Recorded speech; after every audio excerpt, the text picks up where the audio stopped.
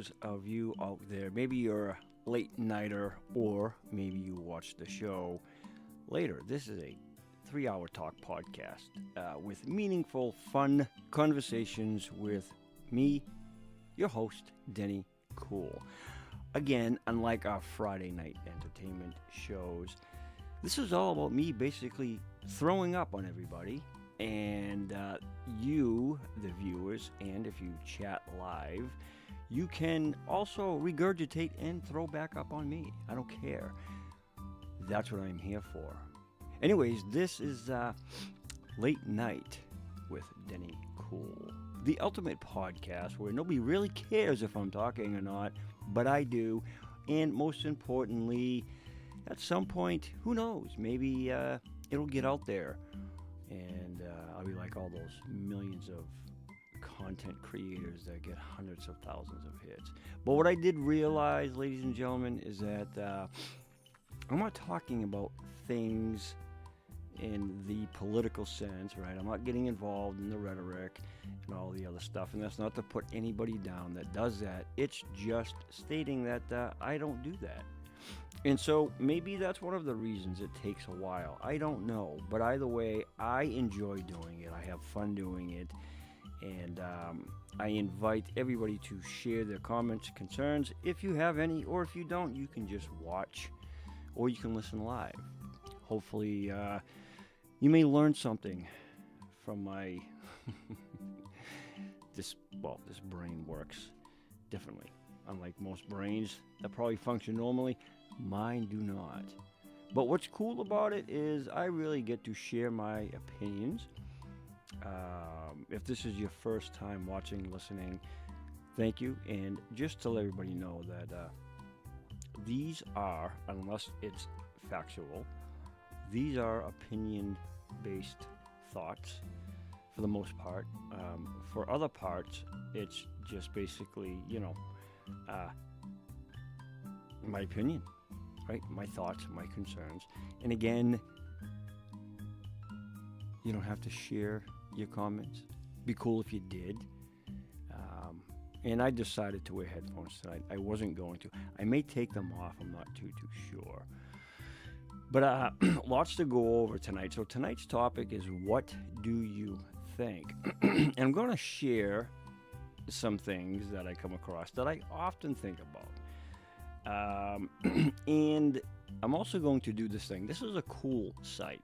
It's called The Bright Side, or Bright Side, right? They have like 44.7 million subscribers, and they do a common sense test that 90% of people fail. So I'm going to play a little bit of their audio with some questions they have, which I think is really, really cool. Or I can just read them aloud to you and see if you get them. Some of them, it's tricky. You would think it's common sense, but it's really not. A lot of trickery in there.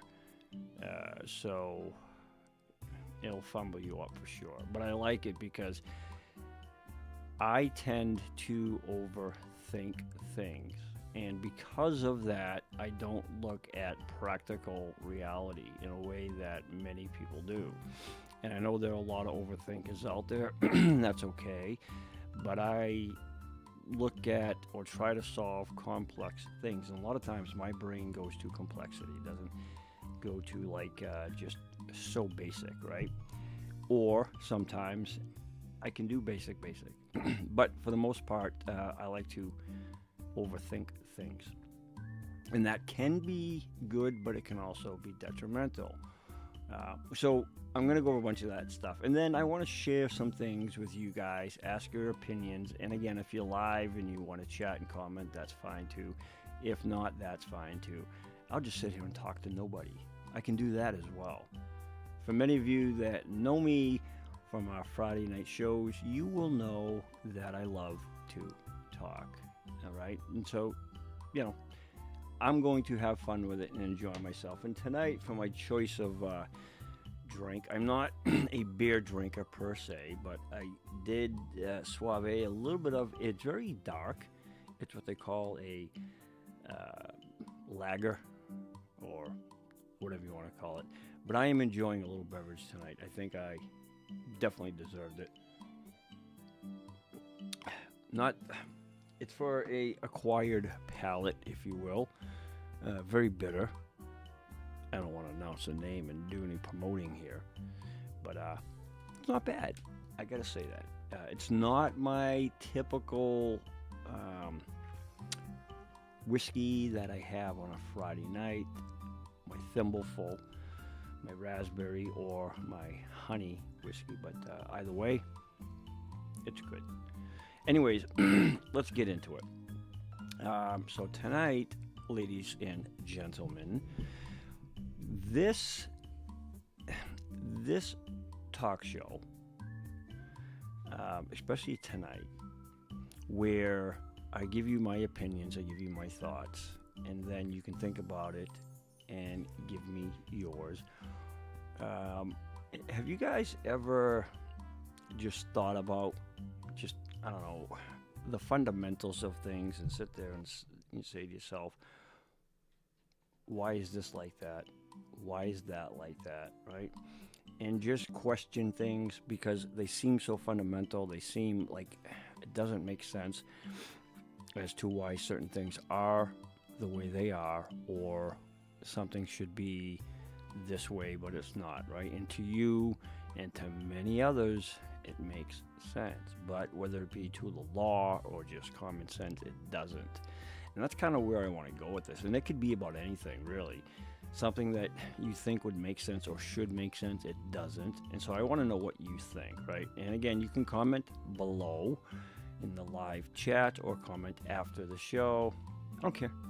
Either way, I'd like to see your opinions. But I'm going to tell you mine, okay? Excuse me. So let's do this. First, I want to start off with a little fun. Let me see here. Oh, I forgot. A while back, I played this song, right, on, it was a video done. And it was done by, like, you know, military personnel and people from all over the world, I think. But definitely not, like, in one room, you know, collectively. And it's a Lee Greenwood song, God Bless the USA. And what I like about this song, it's not so much the message or the title, but what I love about this song is the production, the coordination, the harmony, the meaning of the people that are singing this, the true feeling that they had. See, when I listen to music, I love the emotion of it. I love the expression of music, hence our Friday night shows. I love how people really put their feelings and then they tell a story with it. And I do a lot of that too. I use AI tools that I pay for. And I've learned a lot about writing music. I just don't, you know, a lot of people, and that's okay, but they'll generate or they'll have whatever software they're using and say, hey, write me a love song or whatever. And it comes up with this song, and then, of course, the vocals are AI generated. That's all fine. But what I do is I learn how to compose everything from start to finish. That's your bridge, that's your chorus line, that's your lead vocals, instruments, and then you can separate tracks, stems, all that stuff. And so I'm learning how to do all that. And I think that the AI tool that I use is really good for that. Now, you can do a generic song where AI creates one for you. And I have done that, you know, in the past. But what I do is, if you do something like that, well, for me, what I like to do is, if it creates a generic song based off of the theme I want, then what I'll do is I'll read, you know, the lyrics, right? And then I'll go into a little deeper dive, and then I'll see what it puts in, you know, for whether it be the instruments, the like intro, all that stuff, how many verses, how it separates the lyrics, all that stuff.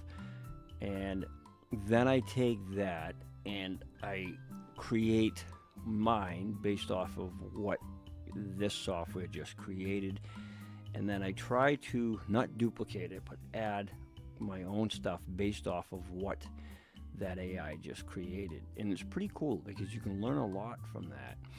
And then when you go further into it and you know, do some research how to really write a song or how to compose it, the instrumental, everything else, it's pretty cool because it gets really into depth. You can put your chords in there, notes, everything.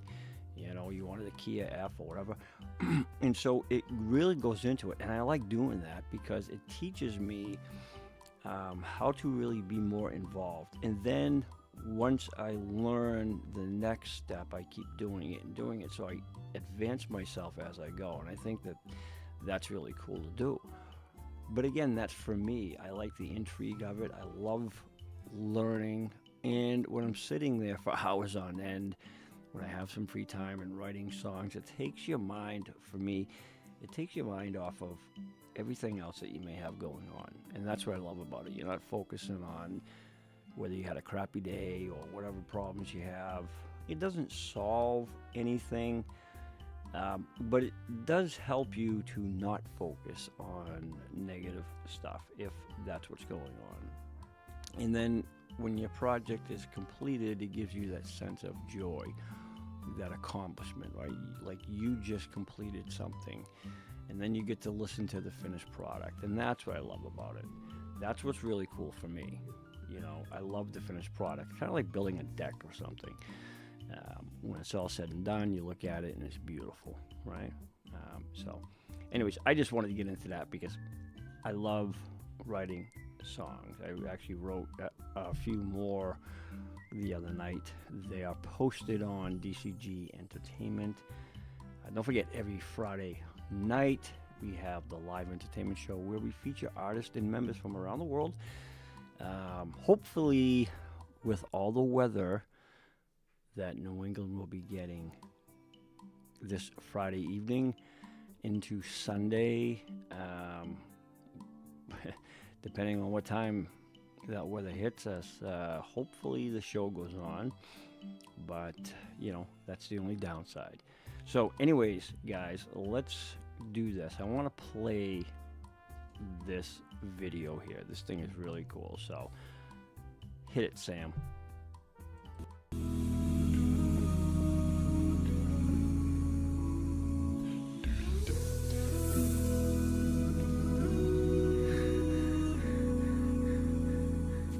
If tomorrow all the things were gone, I'd work for all my life, and I had to start again with just my children and my wife. I thank my lucky stars to be living here today, where the flag still stands for freedom, and they can't take that away.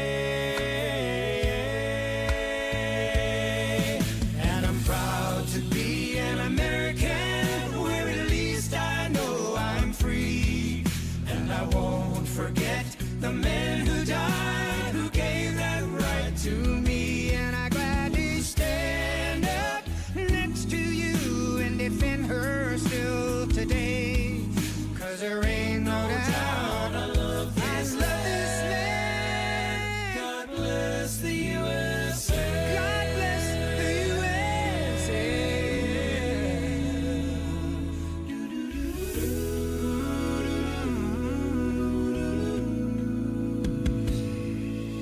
From the lakes of Minnesota to the hills of Tennessee, across the plains of Texas, oh, from sea to shining sea, from Detroit down to Houston, and New York to LA, where there's pride in every American heart, and it's time we stand and say,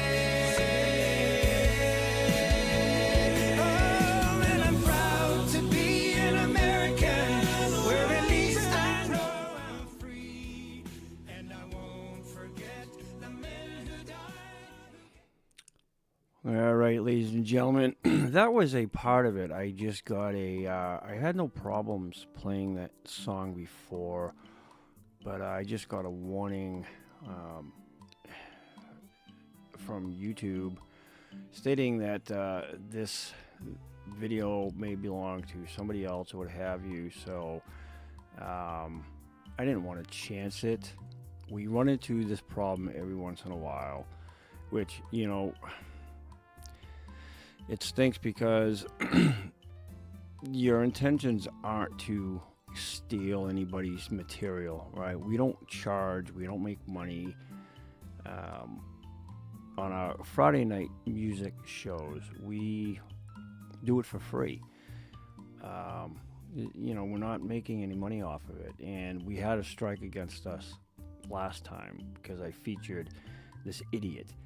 And I say idiot because I messaged the kid and I said, hey, really like your singing style and all that stuff. I'd like to feature you on our Friday night shows. You know, 'cause we did like independent artists as well. And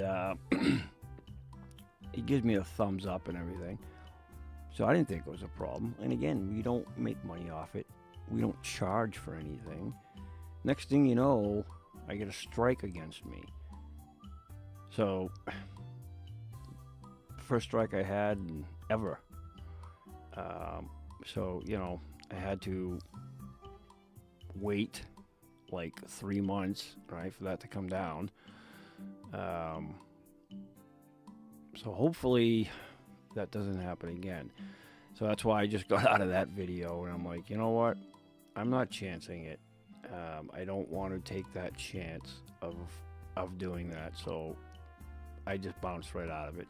But it still keeps coming up though, which is weird because I see a lot of videos out there that they're outright lies about something, right? And or they're making stuff up, right? Where you watching it and you're like, this, like, how can this even be? You know, they'll outright tell a lie about something, and I'm sitting there saying to myself, I'm like, how is that even possible? How can these guys be doing this stuff, making videos like this, where it's a complete lie? You know it's a lie, and yet they don't get any strikes or nothing like that, and they still continue to do it. You know, that aggravates me. And we do a Friday night show about music and about our members and artists and people and everything, and we're promoting positivity and everything, and yet we get warnings all the time. I don't get it, but you know, it is what it is, and you got to move on from that. So that's why I bounced out of that. I just seen that warning, and I'm like, I'm not taking this chance again, because we played that video many times a while back and never had that issue. So I don't leave it up to chance anymore. But anyways, that was an awesome video. It actually had Lee Greenwood in it. And you know what I can do, though? I can play a song that I recently wrote that I know for a fact won't get a strike. Why? Because it's mine. I own it. I wrote it and composed it. This is a new one. This is recent. This one here, it's called Hands to Help the World. And what I love about this song, it's not about somebody changing the world or changing people. If you listen to the lyrics, right, and I actually put it up on the main channel, and I highlighted it. I did a dynamic text to it, so which means is it listens to it, and then it literally, almost like in karaoke form, highlights the lyrics as it's singing. It's all about how you live in the world and how about you treat others. And there's no way any one person can change the world. Mankind has proven for thousands of years it's not possible. You know, we're imperfect. Mankind continues to do the same thing over and over and over again. So the best that you can do to really make a difference, starting with yourself. You can change your environment. You may be able to affect other people as well for a positive change, right? But that's what that song is all about that I wrote. So I want to feature this. Again, it's up on the channel, but now they can't give me a warning against this one because I wrote it. I own it. So here is Hands to Help the World. Hope you like it. Here we go. I hope it works.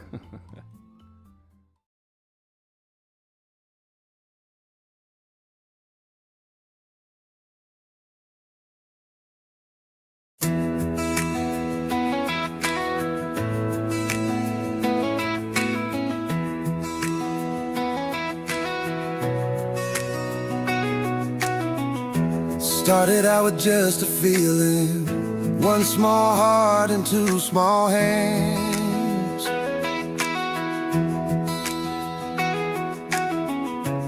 Looking up and asking softly, can I really change this land?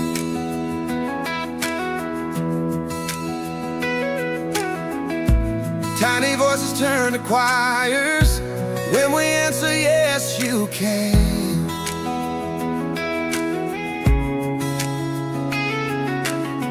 Every mile between us is just a step we haven't walked.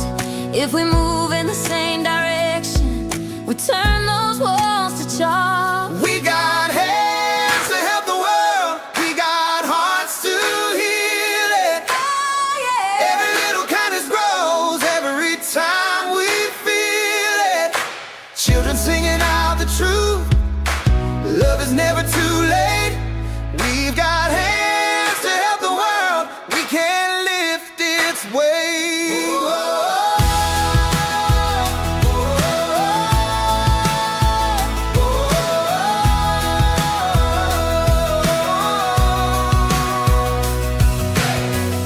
See that neighbor by the window, see that stranger on the road.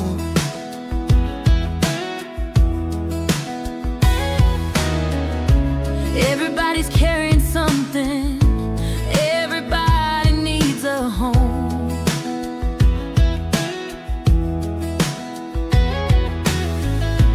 When we share the load together, even heavy stones feel light.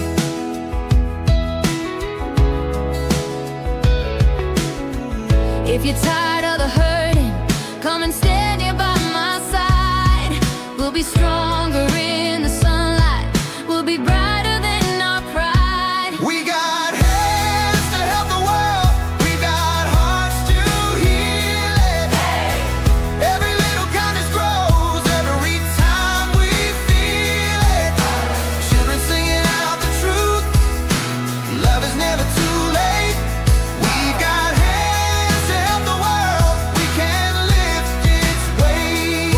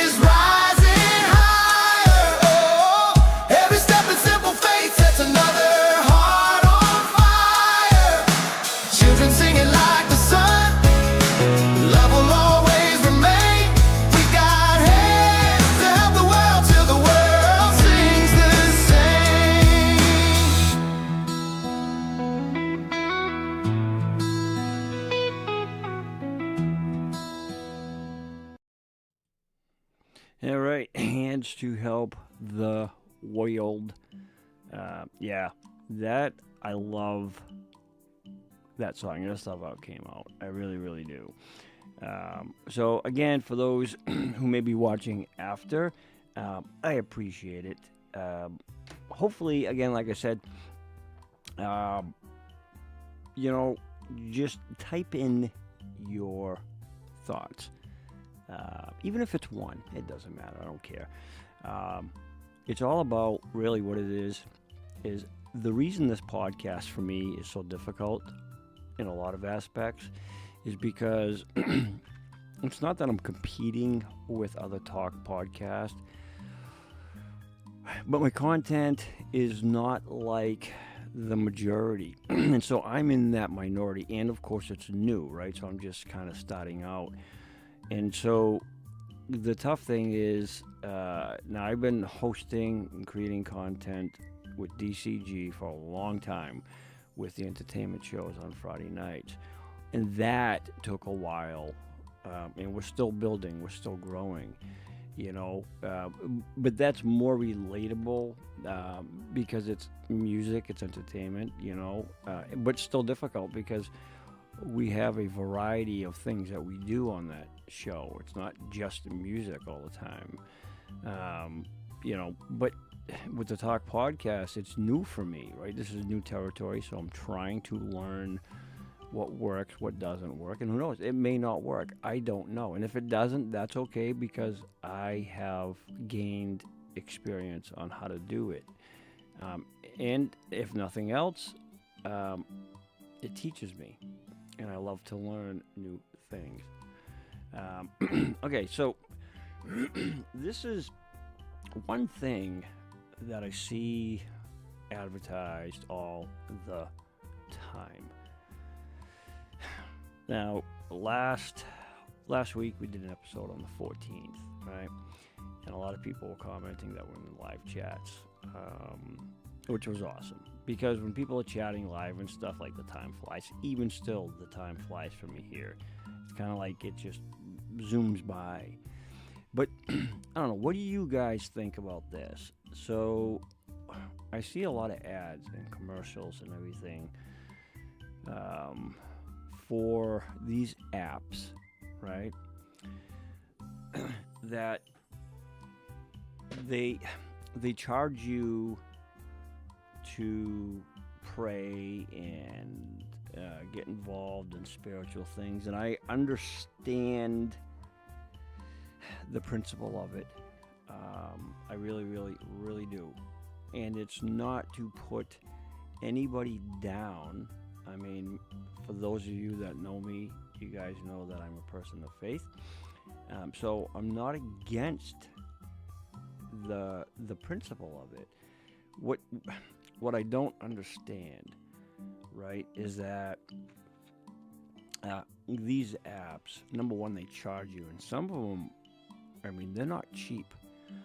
And for the free ones, you get X amount, right? So in other words, you can pay to be like a premium member and you'll get this, that, and the other. But if you don't pay, I guess you still get a certain amount of things like bells and whistles, but just not as much. And here's my thing. Again, nothing wrong with wanting to be with others or wanting to find some type of fit that belongs to you, right? Or finding your way, if you will. But what I don't understand, and again, what do you think? What I don't understand is, I get that you have to pay for the app. I get that you have to pay to design and do all that stuff. Okay. But if it's truly about that, now I don't know. I haven't signed up. I only read into it. I looked into these apps. And I guess my question is, there isn't anything that I've seen, and again, this is just my opinion, that I've seen that these apps provide other than, which is good, it's not negative, other than like the gathering and support, which to me, I think that is awesome. But as far as the overall preaching and belief, I'm trying to understand what it is that gets people to pay for something that you can essentially do either with your local community or different people, and i.e. by yourself, praying and everything like that. You don't have to pay for that. Getting involved with a certain faith or whatever, you don't have to pay for that, and I don't understand it, and I'm not being ignorant. Maybe I am ignorant to it because I don't understand it, but I don't understand what gets people or what drives people.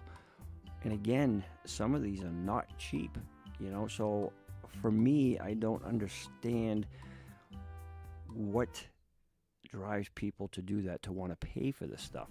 But that's just my opinion, right? So I just want to know what you guys think. What is it that, maybe you can help me understand, what is it that would drive you or encourage you to download an app, right, to get involved with that type of application? I honestly want to know. I don't understand it, but it doesn't mean that, it's a bad thing for somebody. I think, here's what I took out of that stuff.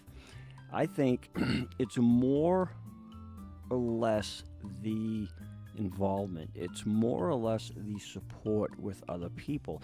Just like on our Friday night shows. Yeah, the principle of our Friday night shows on DCG is music, right? But what drives people and what drives members there every Friday night, yes, the music gets you there, but then it's the support, it's the community, it's the people.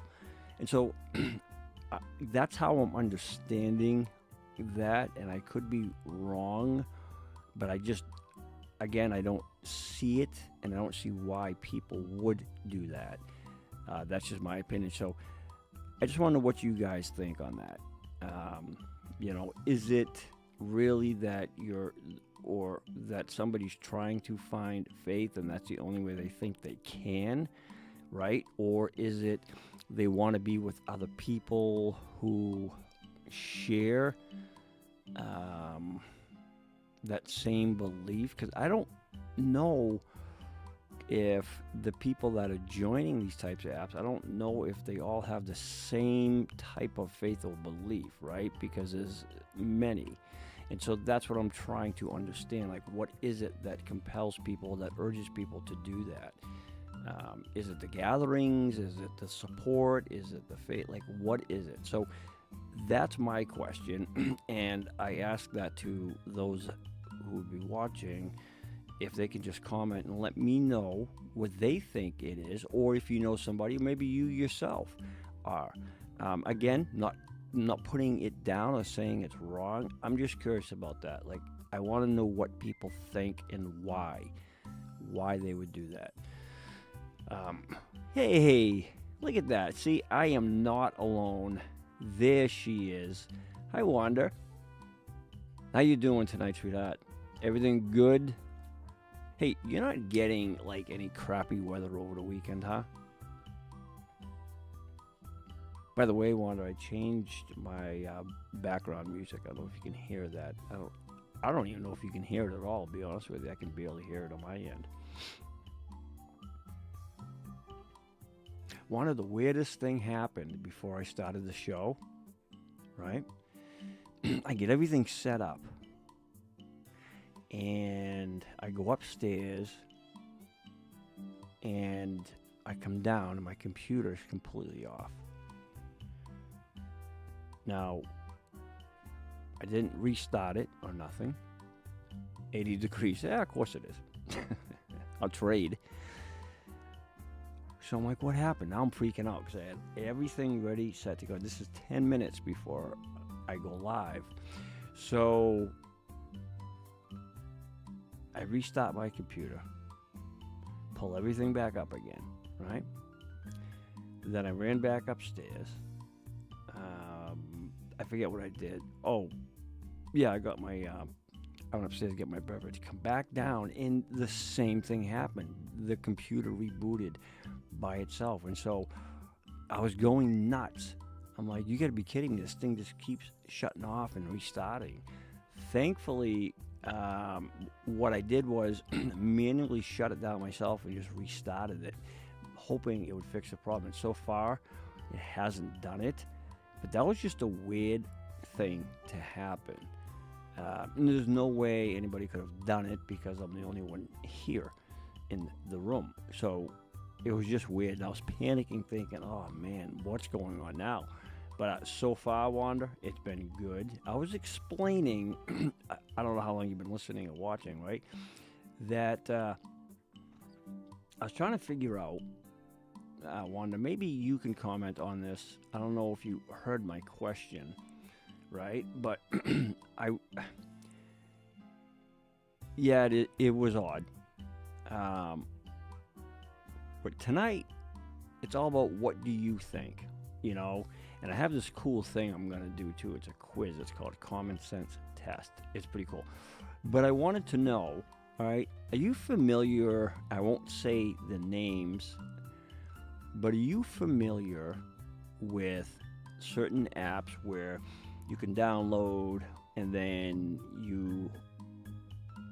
they have certain times where like you pray and you do all this different stuff, right? But they charge you. And some of these apps are like expensive. They're not cheap. That's like to become a Prime member. And then you get certain privileges like with the free membership.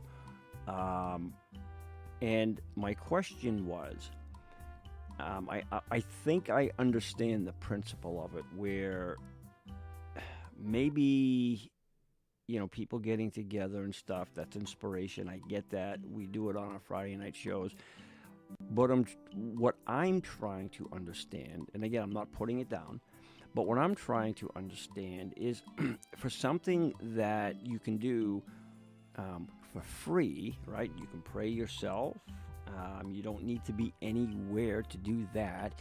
You can get involved locally with other people who are, share the same type of faith or whatever, right? And it doesn't cost you anything. And so I'm trying to understand what would encourage somebody or urge somebody to download an app and pay to do that. And I've looked into the apps, and I actually did download one, but then to do certain things I had to pay to become like a premium member. I'm like, okay, this is weird. I don't understand it. And some of these people who own these apps and stuff, I mean, they're filthy rich, you know?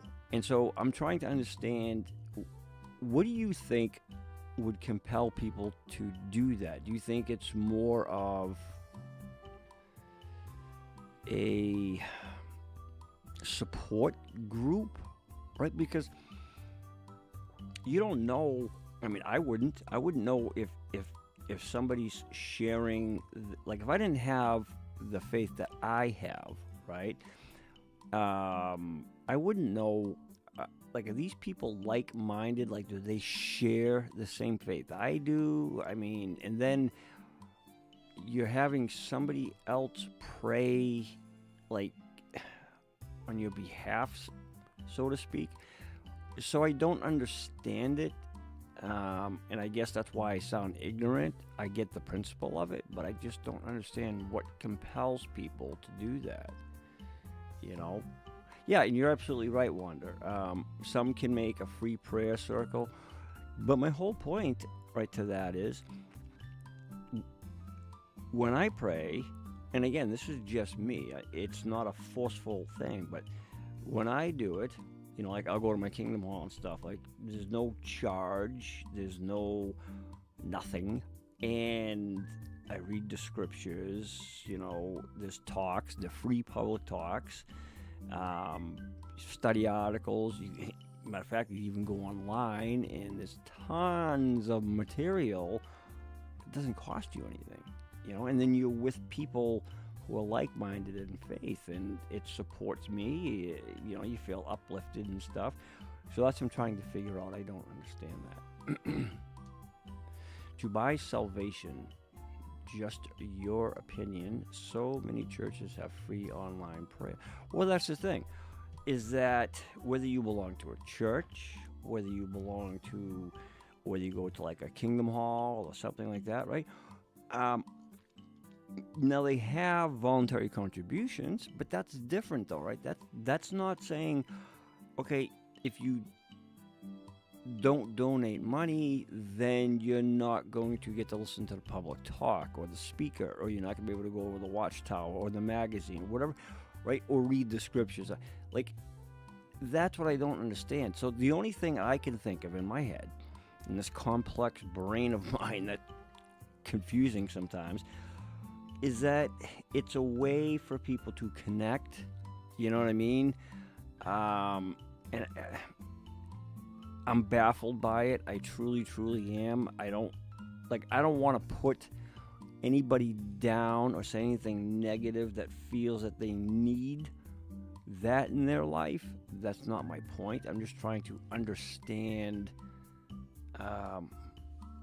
what it is. Like, to me, it can't be about true faith or true belief. I just don't see how that could be. Maybe it's almost like, it reminds me of, like, years ago I used to go to these events, and they would have public speakers, right? And they were like motivational speakers and stuff, and you would pay for that. You would pay to sit there and listen for like 2 hours for somebody to give you this motivational talk, get uplifted and make you feel good, like a go out and get them type attitude, right? That's kind of what that reminds me of. It's more for motivation than it is for faith. But again, I could be wrong. So that's why I was asking, like, what do you think about that? Yeah, because you are right. Yeah, I can throw off a list of sites, but there's one in particular, everybody knows. You go to jw.org and the publications and everything they have on there, videos, music. It's just endless, and it's free. So, I don't know. But it just baffles me, Wanda. It doesn't mean it's right or wrong for any individual to do what they feel is right for them. I don't judge anybody. I just question certain things.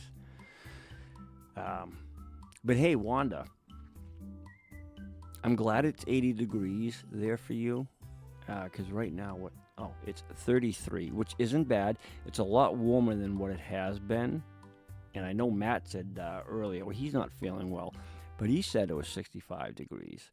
So I'm actually kind of jealous over that. But, well, especially those that live like in Florida and everything else like that, I do get a little jelly. But Florida isn't always warm and sunshine, right? They have to face like hurricanes and flooding and all that stuff. So sometimes, living in New England, it's got its ups and downs. I'll take the 4 seasons. We don't get a lot of that stuff. We don't really get hardly anything. Our winters, though, are probably the worst. Like, I don't know. Well, New York's pretty bad, upstate, like Buffalo, Syracuse, all that stuff. But, well, that's because they're getting all of that snow off the Great Lakes and everything, like Matt does. Matter of fact, Friday through Sunday this weekend, we're getting a ton, supposedly. So I messaged the admins and said, hey, we're going to see what happens for Friday night's show. I'm kind of on the seat about it. I don't know. Probably by tomorrow, I think I should have confirmation on time, so I'm hoping that it doesn't interfere with the show. But if it does, we might have to postpone it, but we will see. Staying positive, Wanda. No, never be sorry. No, never ever be sorry. Technology's great, isn't it, when it works? Wanda, what do you think about... All right, so let me ask you this. If you were to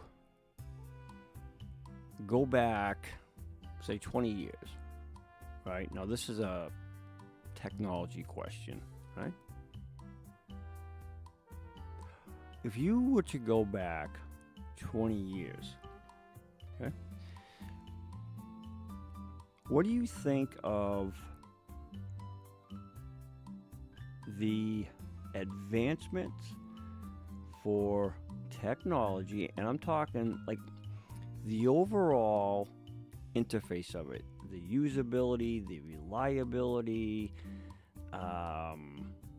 the access to it. What do you think of it being 20 years ago? You can even go 15, I'll give you that, versus like today. Do you think that it's much easier, and do you think that it has bettered, say, like the common man versus, say, 15 or 20 years ago? Do you think that it's actually improved? Like, what do you think? Do you think it's improved our lives, or do you think it kind of hinders it, makes things a little more dangerous and complicated? And again, not the overall usability and stuff of it, but just as a general rule. Do you think that because of all this technology, like your phone just froze, for example, right? So would you consider it to be today better? Or do you think that maybe 15, 20 years ago, it was simpler in a sense versus today? I'm curious about that, because a lot of times I think, well, I was just talking about AI songs and how I like to write, and I learn how to actually write songs by using the AI models and the software that I have, and it allows me to learn how to write and compose songs, from the lyrics to the tracks to the notes, the chords, the whole structure, right? So I've used it to help me to learn how to write these songs. So that's cool, right? But that doesn't really affect everything like my everyday life, right? Like the everyday in and out life, like whether that be bills or going to the store and stuff like that. So I think 15, 20 years ago, in my opinion, I think that the simplicity of life was better. I think that it was, and of course, every generation will say, 9 out of 10 may say the same thing. Oh, back in the day, it was this. But I think that things were more simplistic. And I think that the technology is great to a certain point. Advancements, yeah, in medicine, the medical, all that stuff, that's great. But your overall life, I think it's a little more difficult. Wanda, you say it kind of hinders it. You think it's actually pulling people away from sitting down and opening the Bible, no different than a TV remote. Okay, see, so that's my point. Those are what we'll call basic living, right? Your everyday living. And that's my point, Wanda, is that, yeah, back then, I remember, heck, when I was in my 20s, I go to Kingdom Hall and stuff. We actually brought physical Bibles in there, right? And today, you just, boop, pop open your phone or your tablet and everything's right in there, right? Which is fine, nothing wrong with that, But I agree with you. The conversation aspect of it has gone. I think that the conversation of two people being able to sit down, like back then, when cell phones first came out, we didn't have text at the time, because I had, for my business when I was in my 20s, I had a Nextel. Actually, I had a couple of them. And those things are great. You push a button, beep, but if I needed something, I couldn't text anybody, say, oh, hey, I had to drive there, or they had payphones, right? Stop at a payphone, call somebody physically, and leave a message if they weren't there, this, that, and the other. So when the texting came out, I'm like, what is this? I honestly was flabbergasted. I'm like, wait a minute, you mean I can write somebody something and send it to them right away? Like, yeah, you can do that. I'm like, no way. Like, yeah, you can do that. And so I was perplexed by that. But what was different was if I had to have a meeting with somebody, or I had to go over things with somebody, I had to do that face to face. If I went in to bid on a job, right, or even look for a job, you had to go in and talk to the owner, supervisor, manager. And the big takeaway from that versus now is that I got to see what that company was like. I got to hear how they operated. I got to see the work facility, what the managers were like, all that different stuff. And they got to see, okay, do I like this guy? You know, how's his personality? Is he somewhat intelligent? You know, so you got to feel people out. Today,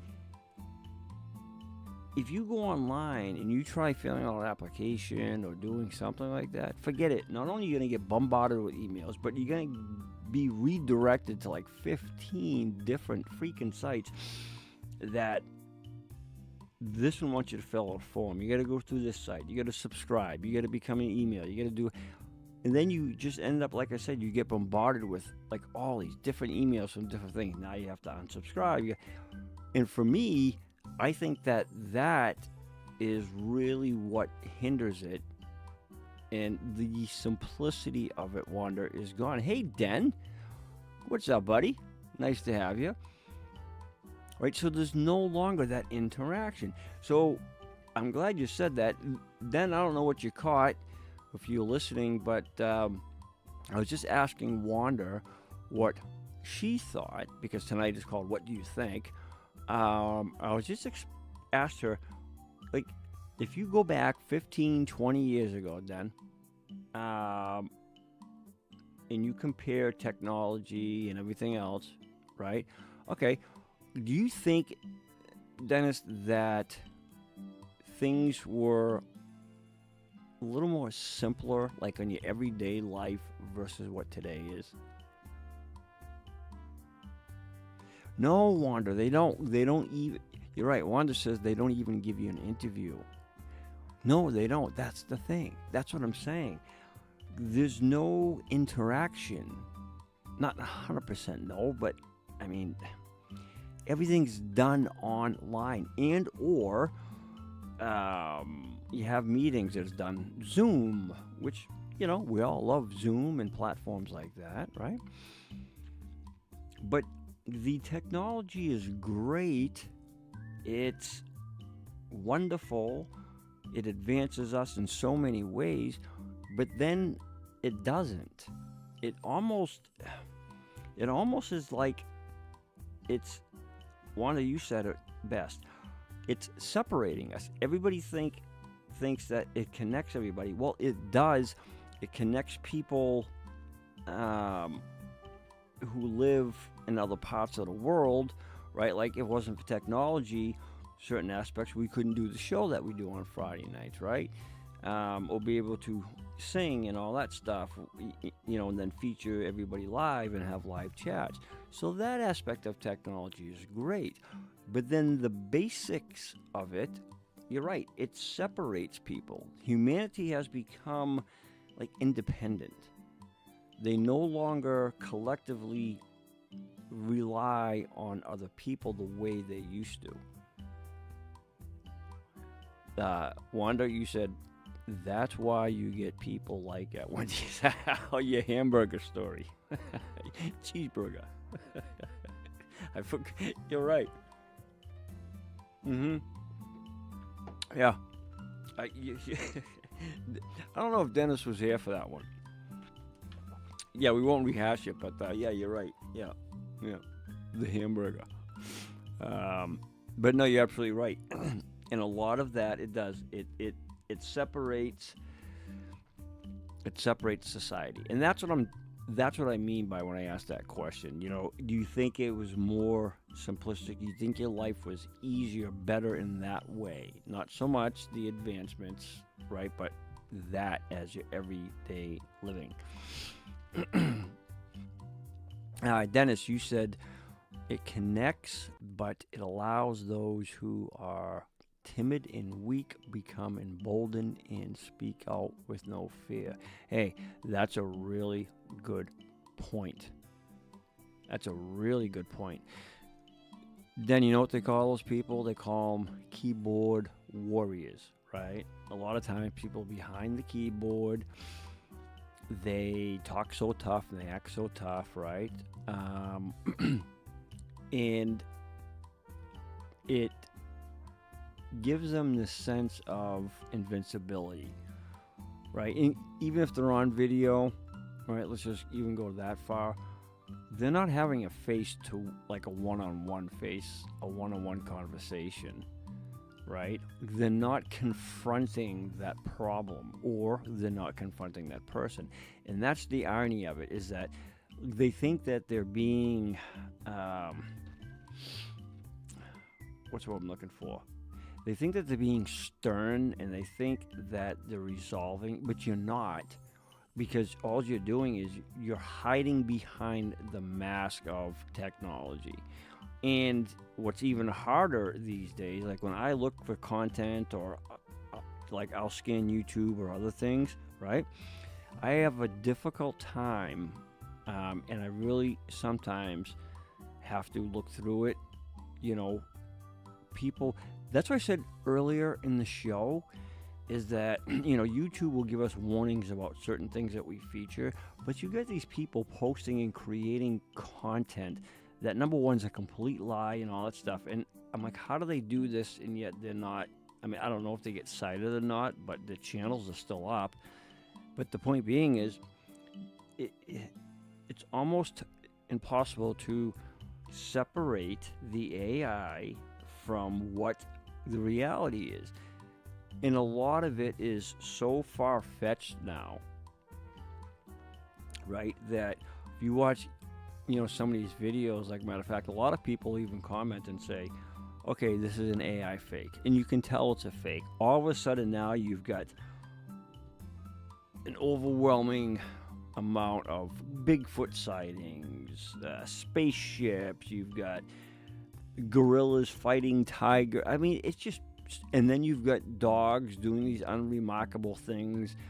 You know it's AI, because there's no way on earth that these animals and all this stuff is doing what it's doing, that people have all of a suddenly now connected with alleged alien life or alleged Sasquatch and all these like, it's, you know, it's fake, right? So it kind of spoils it for things that really do happen and that kind of blow your mind, and you're like, whoa, like, what is that?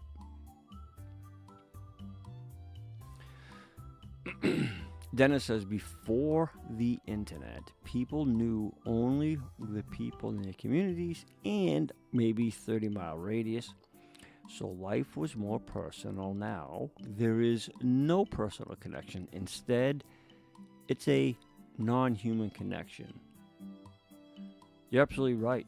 You're absolutely right. And that's why, Dennis, I was talking about that app earlier. Yeah, you're absolutely right. 100% right on that. Wonder, you say, I seen where there was an AI fake. I'm sorry. I seen where there was an AI fake fight between, oh yeah, I seen that, between Tom Cruise and another actor, and it caused a big stir. Okay, that was my point earlier about how, like, I was featuring that video, that music video, on the start of this here podcast tonight, and I got a warning literally from YouTube. This may be owned by somebody else, but wait a minute. They can create fake crap like that. Like I seen them with Sylvester Stallone. He was in the deathbed, fighting for his life, and it's like, he's like, no, I'm fine. But they can do that stuff, and that's okay. Like, they don't get shut down for that, but we promote positivity, music, and all that stuff. We don't get paid. We're not charging. But yet, God forbid, we feature somebody singing a song, or we feature a video and we get warnings. It just doesn't make any sense. Not a drop of sense. Right? And you're right. When people back then, and again, I'm only going back 15 years. I mean, you can go 20 if you want, but you go back 15, 20 years, yeah, you had communities. And people would actually go out. Now, not everybody, but people would actually go out and help the neighbor or get involved with community things going on, whatever it was, right?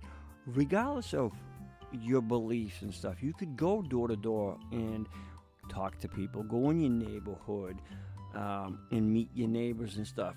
Today, people are so drawn back from that because you don't need to do that anymore. You can just go online, right? And these kids today, not all, but the majority of them, I talked about this last time, they don't come out of the house, right? Or they go out of the house to get something to eat or whatever. But for the most part, they're glued to the gaming, they're glued to the internet or whatever. And a lot of them, there's this big thing. I don't know if you guys seen it, but I want to know what you think, right?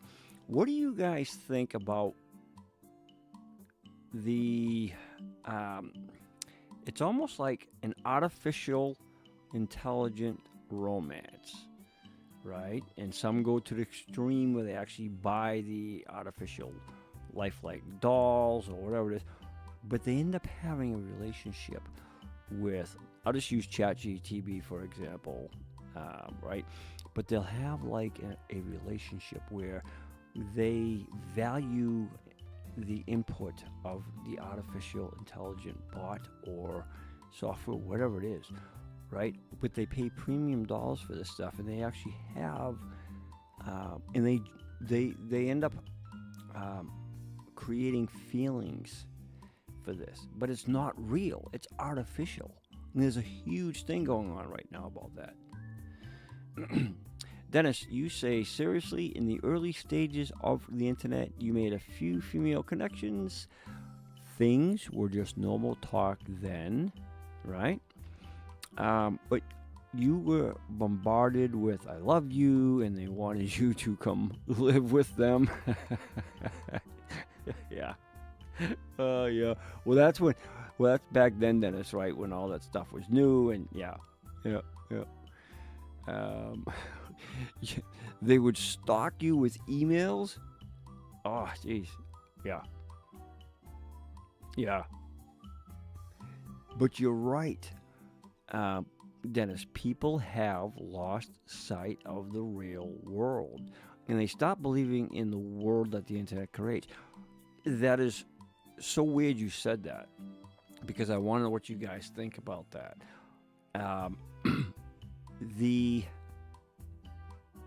Not so much, well, yeah, a lot of it is younger generation. Matter of fact, a lot of young kids have committed suicide over it. But there's also, believe it or not, adults, 30s, 40s, and 50s, they get involved in a reality that just isn't reality. They become infatuated with it, whether it's they're wearing those virtual reality glasses, goggles, right, in their gaming or whatever it is, but they are so intrigued and soaked into this non-reality that they start to think that that is the reality. So they trick their brain because they do it so much and they believe in it so much that they believe that what their reality is reality, that the actual world that they live in prior to that, the virtual reality, is no longer reality. And they convince themselves that that virtual reality, that is the true reality. And that is scary. Yeah, exactly. Bullying, you're 100% right. Adults even do it. And you know, I was watching this podcast, and the dude made a good point. You know, he was saying, he said, I have kids, daughters, stuff like that. Now, he's a big dude. I'd say his name, but, then people are going to think I'm talking on a political game, and I'm not. He's not even a politician, but my point being is what he said made sense. And he said that, yes, when kids get involved in that stuff, it can become very dangerous. He goes, but here's my question, he said, where's the parents? Where's the parents? Right? And it's not to say that sometimes single parents, maybe they're working or whatever, but that poses a good question. Where are the parents? Look, I'm going to tell you that I know a lot of people, especially in my family, who are single moms, who are single dads, some of them being my nephews and stuff, grew up to be just amazing men and women, respectful and fearing their parents, fearing their mom, fearing their dad. They not feared like they were gonna beat them, right? But they had a deep respect and fear for that parent, and they did it by themselves for whatever reason or the other. Doesn't matter. What matters was they were very stern, they were disciplined, and they kept structure, right? They had order. And so I have to ask that question too. Now, you don't know everybody's personal ins and outs of life, but the main thing is where are the parents? If your kid is online all this time doing all this, where is the parents? It was a good fear. Yeah, you're absolutely right. No, it was a good fear, and I mean, back then, I can remember growing up, if I did something stupid, me, my brother, my sister, even my cousins, well, it wasn't just your parents or your mom or your dad you had to fear. Now, my dad, he never hit us kids. My dad, when he was younger, he got beat himself, but he never hit me, my brother, right, or my sister. But you know what? Didn't have to really fear my dad as far as that. It'd be my grandmother. It'd be my aunts and my uncles. My grandmother, probably out of anybody, she'd give us a whooping more than anybody would in our family. And that's the other thing. You're 100% right.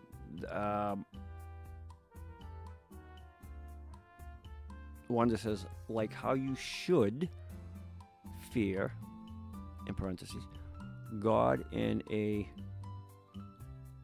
reverent way. No, you're absolutely right. And the tough part about that, Wanda, is when people try to encourage that, you do have a group that creates chaos. And what they do is they will call you all different names and say you're this, say you're that, whatever. I don't have to repeat it because it's all over the news all the time. But because somebody tries to, you can call it preaching gospel, whatever you want, But because they try to instill God in somebody's life or the scriptures, people take offense to that, right?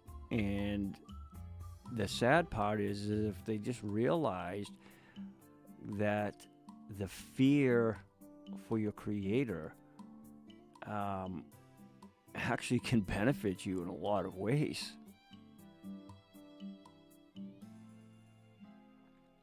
AJ got hit in the face by his dad when he was drunk. Yeah, see that's the thing. What do you think it is? Now, I have a pretty good understanding of what's going on and why people are the way they are. And again, I'm not getting preachy on anybody by any means, but everything that's happening today and everything that's going on today, it's all right here. It says it before even everything happened, even before all this stuff started taking place. And when I would go out and do preaching work and do ministry and stuff, I would tell people, and it wasn't me making anything up. It wasn't me just talking out of my, you know what, right? But it literally came from black and white scriptures. Now, there are people who obviously believe that it's a book of stories. They're pretty much fairy tales. And I would, number one, I would never argue, because the scriptures say, don't argue, don't become hostile. You wipe the dust off of your feet and move on. Basically, you walk away from the confrontation. You don't want to argue or try to bring home a scripture-based conversation. It's not what the scriptures teach, right? If anything, it's the opposite. So I would never argue. I would use a lot of analogies with people, right? Yeah, no, it was definitely foretold. And a lot of people would believe, Wander, that, so in the scriptures, you know, you can go from Genesis, Ecclesiastics, I mean, I could just name a bunch. But my point being is that a lot of people outside of the understanding of that, their belief is like what I said, it's a book of fables, fairy tales, made up stories, because they don't read it.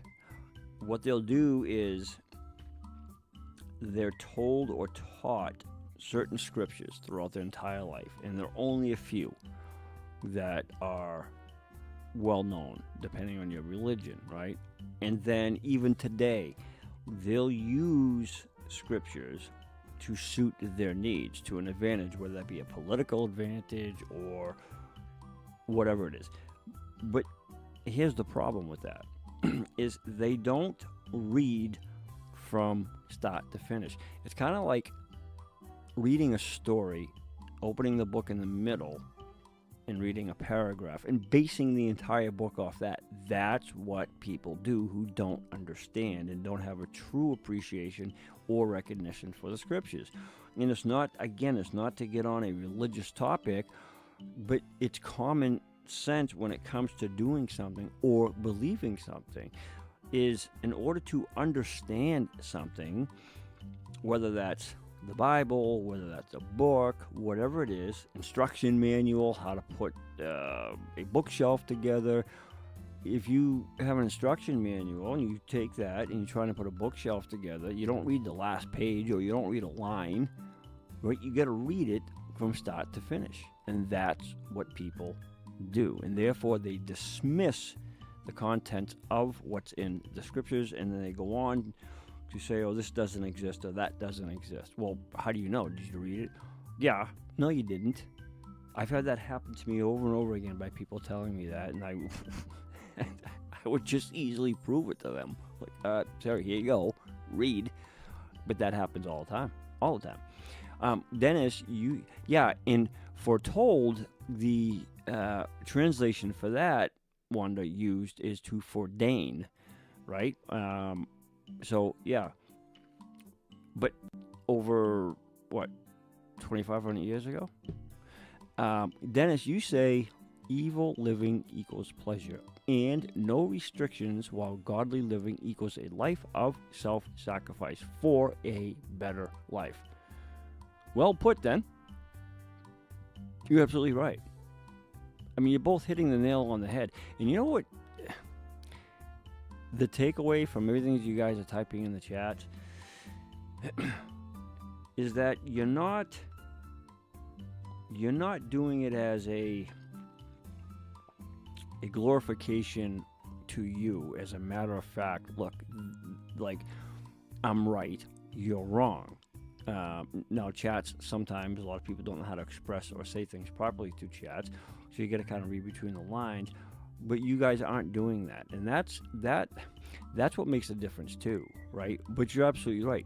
Matter of fact, the road that is narrow and windy leads to everlasting life. The road that is broad and spacious leads to eternal death. Now, I could rip apart that scripture and from start to finish, before and after, and explain to you exactly what that means. But rather than doing that, that's just kind of an example of one of them to what Dennis just said, right? And that road that is broad and spacious that leads to death, if you want to break that down to simplicity, that is the road that it's carefree, no responsibilities, committing adultery, fornication, all that stuff, because it's easy. It's easy to walk a broad path, right? You can pretty much run sideways. But to walk the narrow path that's windy, now picture trying to walk on a narrow path that's very windy, right? You have to pay attention and you have to stay within that path. So it takes more discipline. It's harder to do. Why? Because there's restrictions. It's called discipline. Sacrifice. You know, you've got to make that sacrifice. And that's what the scripture is alluding to, you know? And so I think that a lot of times when people do that, they think that it may be symbolic in a lot of senses, but if you read the beginning of it, and then you read the entirety and read the after of it, you understand what it's referring to and what that exactly means. And it's fascinating because both of you are putting some really good points down there, and I love that.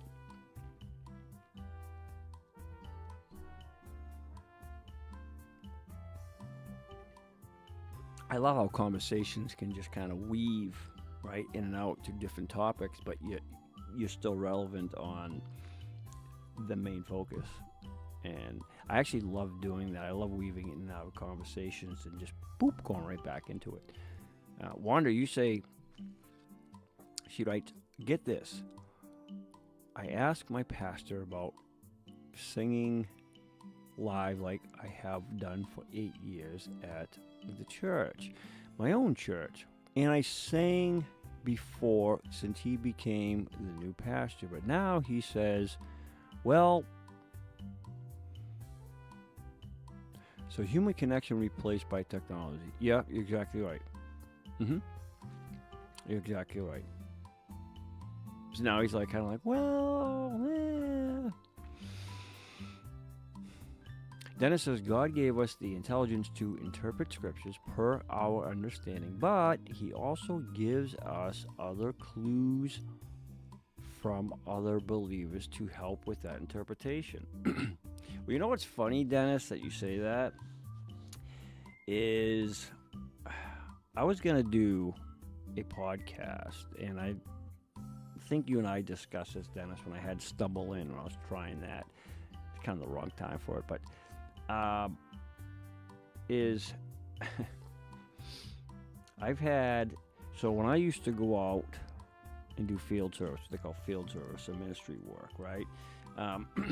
The reason I haven't, so much is because, for a while, in my own personal life, like, many people, things happen that kind of throw you off that track. And for me, I don't live a hypocrisy, meaning I'm not going to go out and preach and live one way and preach another way. I won't do that, never have done it, and I will never do that. I'd rather just not do it until I get my affairs in order where I feel confident enough that I can do that with a clear conscience. You know, the point being is it's something that I'm trying to get back to doing. You know, it's kind of like a train falling off its tracks, right? It took a long time to get going. Once you build up the speed momentum, you can stay on the tracks, but it's the littlest thing that can throw you off, and it takes a lot to get back on. And I think that you have to accept and be willing to accept that, you know, okay, this happened. Don't beat yourself up over it, but try to get back on and go full steam ahead, you know. And so my point being is, when I used to go out and do field service, and I go door to door, I loved it. I mean, it was the greatest thing in the world. Only because everything prior to that, in my early 20s, my life was a wreck. I mean, I was on a road to destruction. But I went out and I sought different religions and all that stuff, and I talked to different people, and nothing ever made sense. You know, I'd ask them questions about God, I'd ask them questions about the Bible and stuff, and it just didn't make any sense to me. And even back then, I didn't really have a clear understanding of anything. I was young, and I really wasn't searching so much for religion. I was searching kind of more for answers, right? But the point being is, when I found the truth about what I feel in my heart is the truth about religion, everything started clicking together, and it all made sense, because everything that I was inspired by, taught, it's all black and white. Like, nothing was made up. There was no false pretense. And so that's what I did, right? And so, and that's what happened with you, Wanda?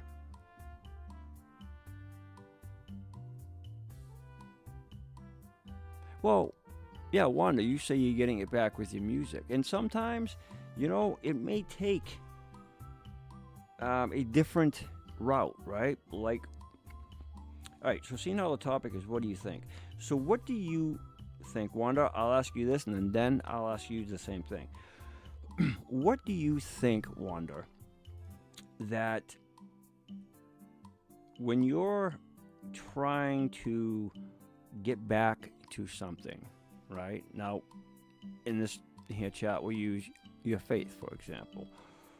What do you think about using a medium, meaning a pathway, to get back to something that you really and truly love, you have faith in, and that you want to do? Do you feel, or do you think that music is helping you to connect, and it's helping you to get there, right? Like, what do you think? Do you think that that's a pathway for you to kind of build yourself back up again?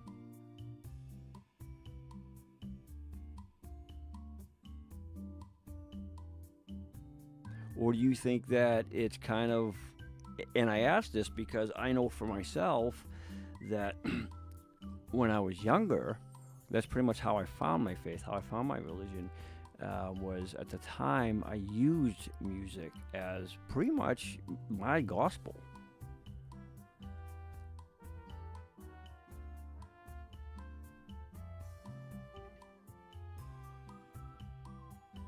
Wanda says she is all for that, and music is doing it again. Well, that's good.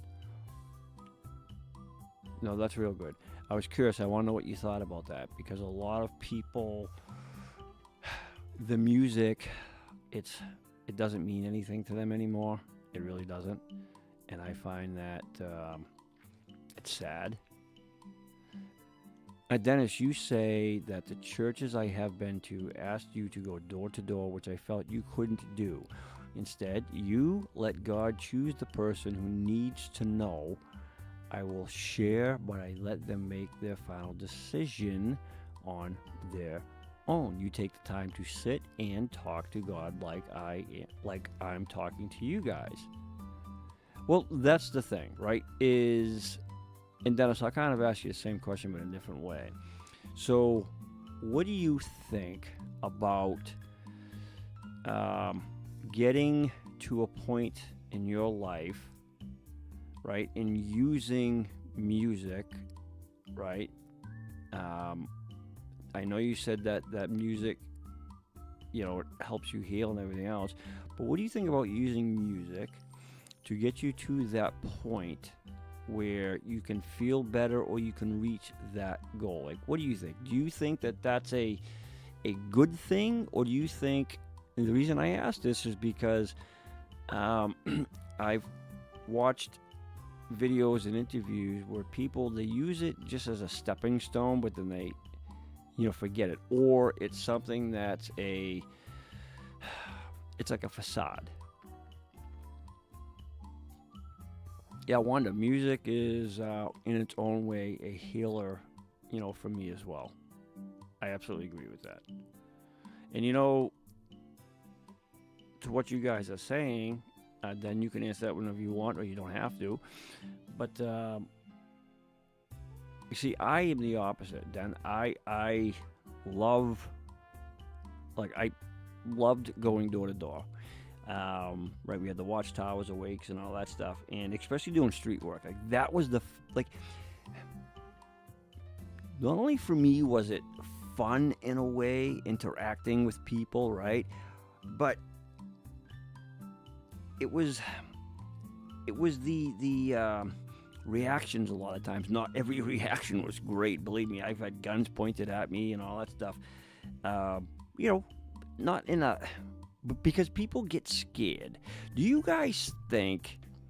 What do you think when somebody reacts to something in like a hostile way, right? What do you guys think that's caused by? Do you think that it's from a lack of understanding whatever that is to why people react to things in such a negative and a fearful way? Like, what do you think causes that?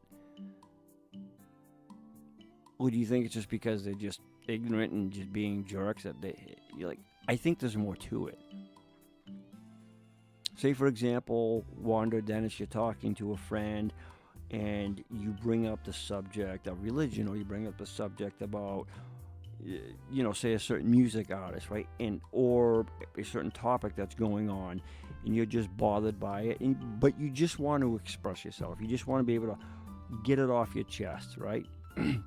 You're not forcing your opinion, but you simply just want to talk. You just want to talk about it. Maybe you want that person just to listen to you, right? But instead, that person gets mad because you're sharing your belief or you're sharing your opinion. Dennis, you say a fear of the unknown, and because God said only a fool says there is no God. That's a true point, man. That is a true point. Wanda, you say that AJ was hostile towards the JW. I'm going to take that as Jehovah's Witnesses.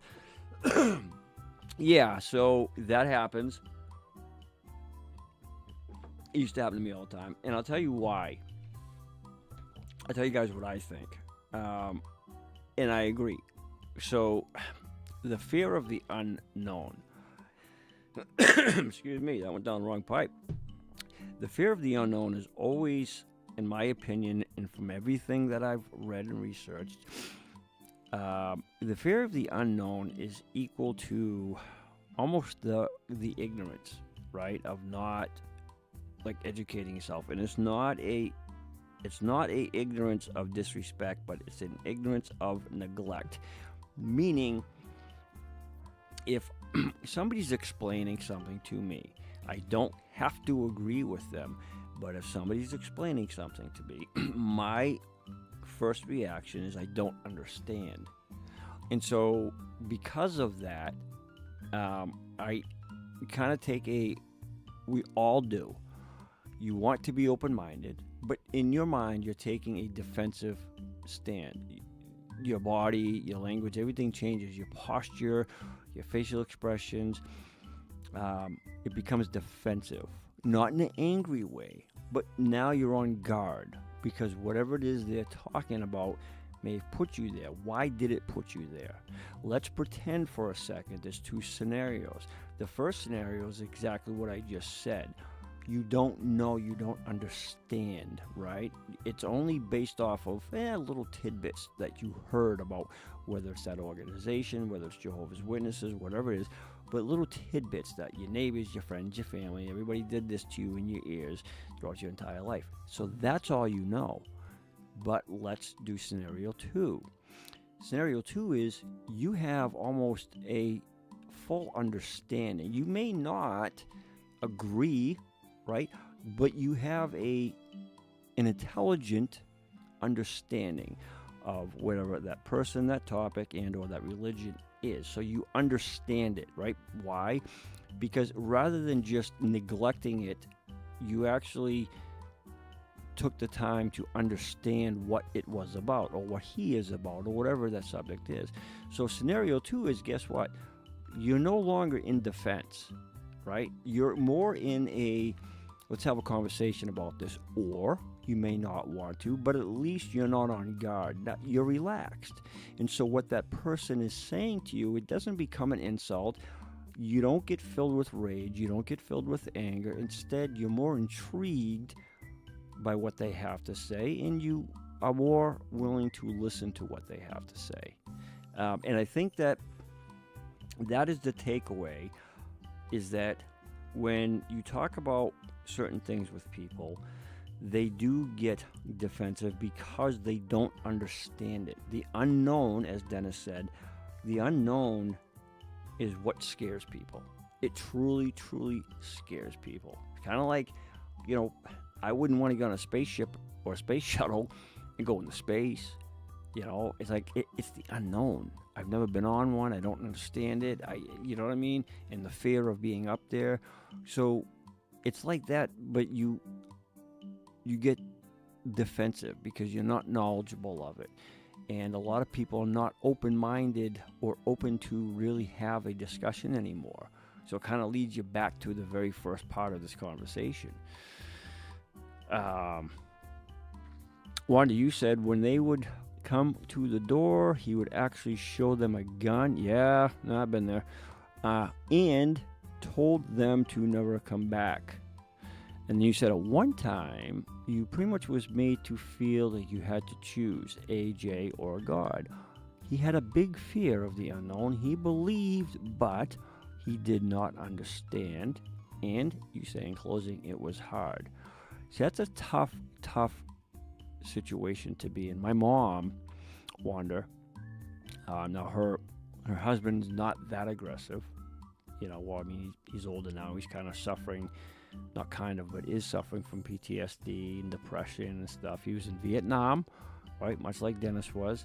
But my stepdad, he's really gone downhill in a lot of aspects.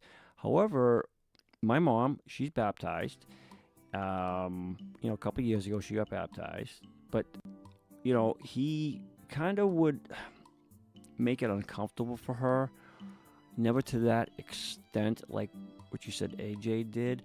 But there were times when she kind of felt like he was giving her an ultimatum. And like you, she stuck to her guns. She stuck to her belief and her faith. And at the end, it worked out very, very well for her.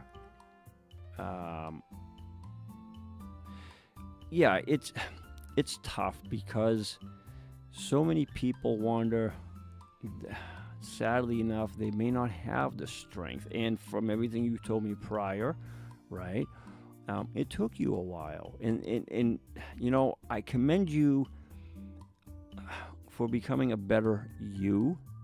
And you didn't do it for selfish reasons. You did it for noble reasons and for the reasons that you felt were right for you. And that is to be commended 100%.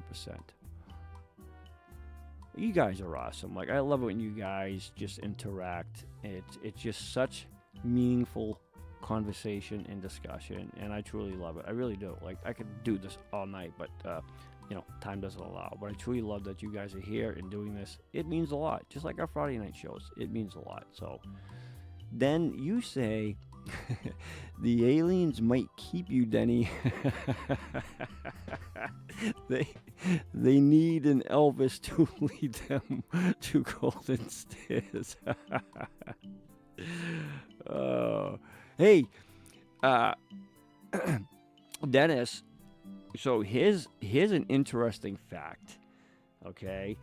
And I just watched this. Do you guys ever watch that show? Then you might, because you're more into that stuff like me. The adventures and exploring and stuff. One, I don't know if you are, but I know Dennis is. So there's a show called Expedition Unknown, and that is Josh Gates. He's an archaeologist, adventurist, right?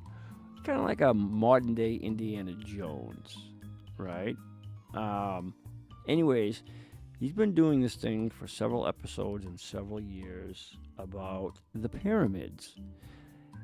Well, just recent, I just watched it.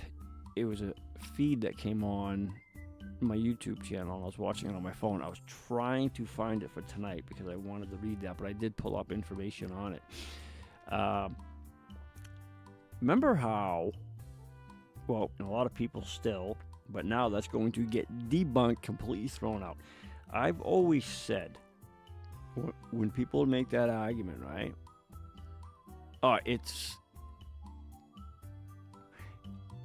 Yeah, well, not only have they proven the Bible is correct about history, they found many landmarks, many tombs. They've actually mapped out pretty much half the continent and beyond using the Bible. But that wasn't my point.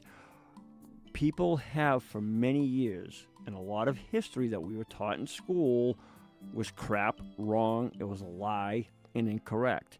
One of the myths that was taught throughout the years is that the pyramids were built and must have been built by none other than aliens. Intelligent life that obviously we can't reproduce here on Earth. And for many, many years that was taught, right? So there was skepticism on how the pyramids were built. Well, guess what? So you're familiar with the Dead Sea Scrolls, right? Well, these are called the Red Sea Scrolls. Matter of fact, the Red Sea Scrolls, and I've always said that the desert wasn't always desert. There were canals, okay? So at one point, that place had water. Well, guess what they found? Ancient scrolls, not only by one of the builders, but he led like 120, 140 men, probably more, but that was his camp. And he actually kept on papyrus, which back then it was a plant-based paper or, like material, papyrus, and he wrote accurate documentation of the men, what they were being fed. The other belief was that they were slaves. No, they weren't. This document's older than the scriptures in the Bible, going back over 3,000 years ago. And it shows that these men, they were skilled laborers. They would get paid handsomely. And that he explained how they built the pyramids, how they got the pyramids to the base. What they would do was they would cut out, like a little canal type of thing, and they would reroute it, all right, from the river, the Nile at the time. Well, it still is, but they cut it out, and they would route the, what do you want to call it? I don't know, canals or whatever you want to call them, levees, whatever it is. But they would build these little tiny rivers and float the bricks, or I call them bricks, right? Blocks, whatever, right up to the base of the pyramid. And that's how they got them hundreds and hundreds and hundreds of miles. And it's been proven now that, nope, wasn't aliens. This dude kept accurate knowledge of how the pyramids were built, all on papyrus, or papyrus, whatever you want to call it. Yeah, archaeologists found these scrolls hidden under, matter of fact, what they were doing is they were doing, some work, and they were taking up the big blocks like that were around these pyramids. They found this new structure, and when they lifted up one of these massive 1-ton blocks, the scrolls were there. There was 50 scrolls. They're still going through it now. This was just recent. So, I mean, there goes that, right? So much for aliens building it. But the cool thing about that, though, is how descriptive this guy was. I think they said he was like a camper or something like that, or traveler or whatever, but he was in charge, and he had like a crew, if you will. And yeah, he described everything right down to detail. If you look it up, discovery of the Red Sea Scrolls for design of build of pyramids. I forget how I worded it, but it came up and it showed, and that's one of, if you look up Expedition Unknown or whatever it is, it will show that, they actually found like 50 scrolls that date back to the oldest to date written scrolls right now. And it shows how the pyramids were built, who built them. They even have the name of the guys who actually were building it, what they ate, the olives and the sweet honey. It was pretty cool. It was actually cool. Yeah, so that theory that, aliens built it, well, that's debunked. Pretty cool, huh? And I seen that, and I was like, wow, that is so awesome. I think what they did is let me see. I think they keyed it to the Red Sea Scrolls, not the Dead Sea, but the Red Sea Scrolls, I think is what it was called. And it's just recent. It's not that long ago, right? So it was pretty cool. It really was. It was awesome. I was like, yeah, that's really, really cool. Then I figured I'd share that because I know Den loves that stuff. Yeah, and 100%, Dennis, to your point. So what do you guys think about that? Like, what do you think about things that are explained or taught, right? But then you think to yourself, now this is kind of like an open-ended question because it really comes down to what you think, right? But what do you think about certain things that are taught, right? And then later on allegedly debunked, only to back it up with proof and science and everything else. But all these years we're taught this.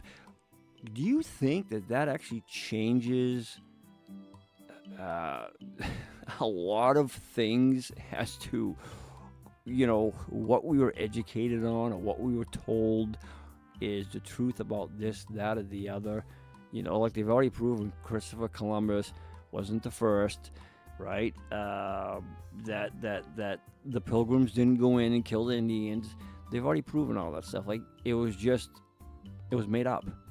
Why did they do that? Was it because they didn't have enough information? Like, what do you guys think? Why do you think that they did that stuff? For what purpose? That's what I want to know. Like, why did you do that?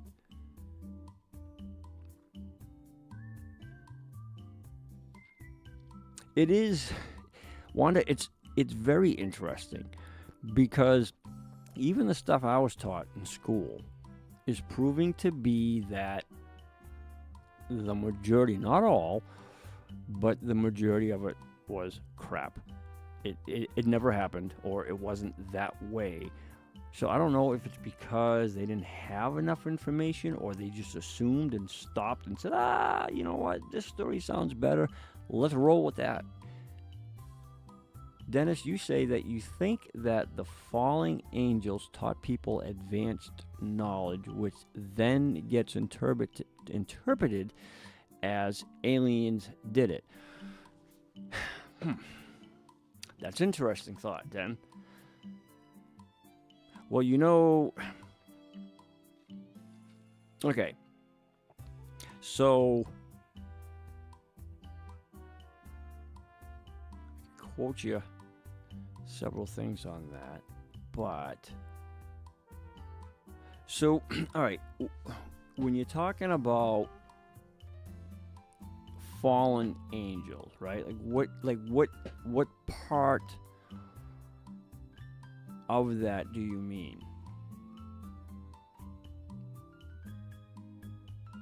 See, because you can break that down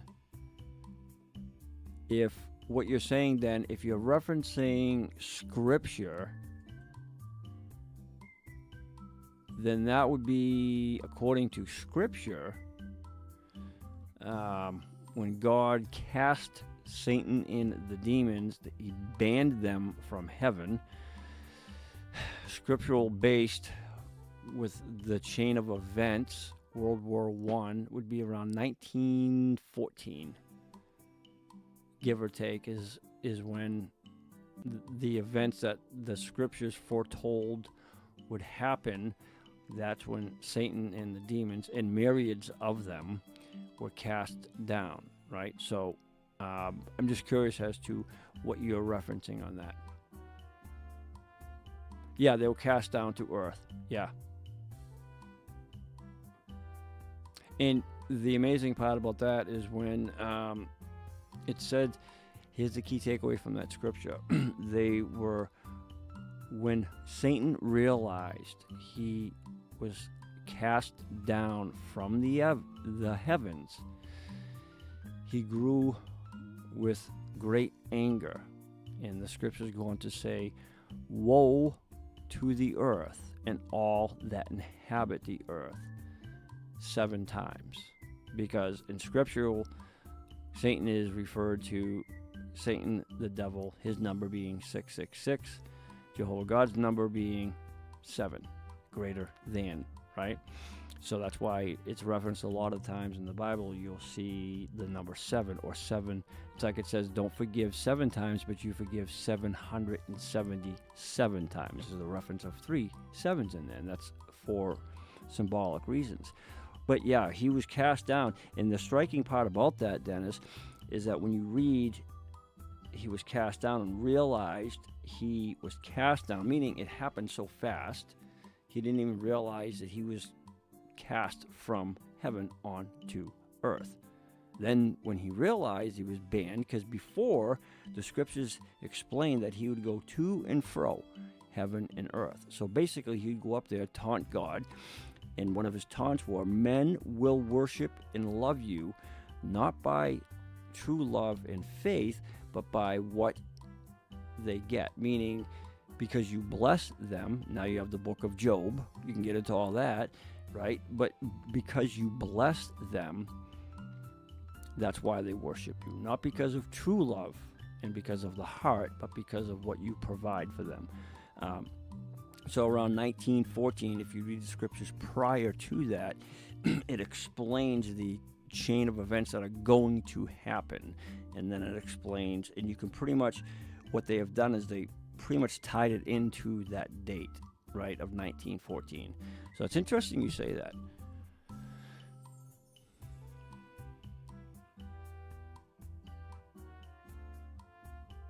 Yeah, it was kind of faster than lightning then, right? I mean, lightning strikes, you see it, right? But it's fascinating, you know, that he realized he was on Earth. And basically wanted to put it in a simplistic term, when he realized that, yeah, he was PO'd. Well, because he was no longer. And again,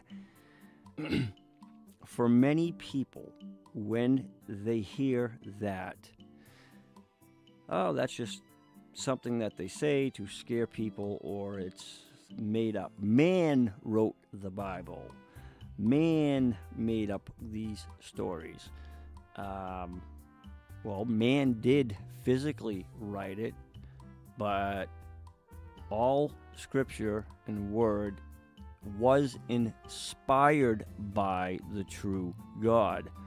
Common sense would tell you that, okay, if it's inspired, it's like kind of like ghostwriting today. You tell the ghostwriter, the author, or the person who's physically writing, You say, this is what I want my book to say. So this is what I want you to write and put it into a book. Like John, right, the book of John. So this is what I want you to put into a book. This is what I want you to say. Verbatim, this is what it's going to say.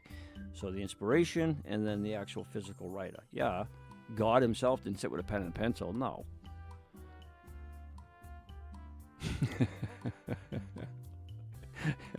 Listen, I try to throw some like humor into it, right? My experience has been, guys, in the past that people they accepted things better back then than they do now. Obviously, we've all discussed that throughout the talk show, but people accepted things better back then, and I think that's because, one, I think you said it earlier, Dennis, you hit on it too, is that they were closer to their ancestry teachings, right? Their parents passed on their teachings and their belief and everything else. They may not have followed that throughout their adult years, but they were raised up in that, right? So it was more accepting and understanding back then. Today, it's not taught, it's not practiced. People are all about themselves. It's all in it for me. They're haughty. Lawlessness is just increasing, So I try to throw that in there so that people can at least kind of relate to the fact that, I'm human and I'm not some mind or what's the word I'm looking for? That people just fool you. I'm some mind-driven person who's just been fooled, brainwashed, right? No, never brainwashed. Well, I thank you, Wanda. I appreciate that. Hey, guys, all right, you guys want to do a quick test? All right, this is fun, I promise you. All right, I want you guys to listen. I'm not going to show you the video because, and I'm even chancing doing this. I don't know if audio, it might, but hold on. All right, let's check this out. I want you guys to listen to this. Let me know if you can hear this dude talking here. All right, let's listen. This is fun. 90% of people fail this common sense test. It looks like common sense isn't so common because according to research, 90% of adults get these questions wrong, yet kids do just fine. Did you guys hear that? Because if you did, I want to play some of this. I want to make sure it's going through so you guys can hear it.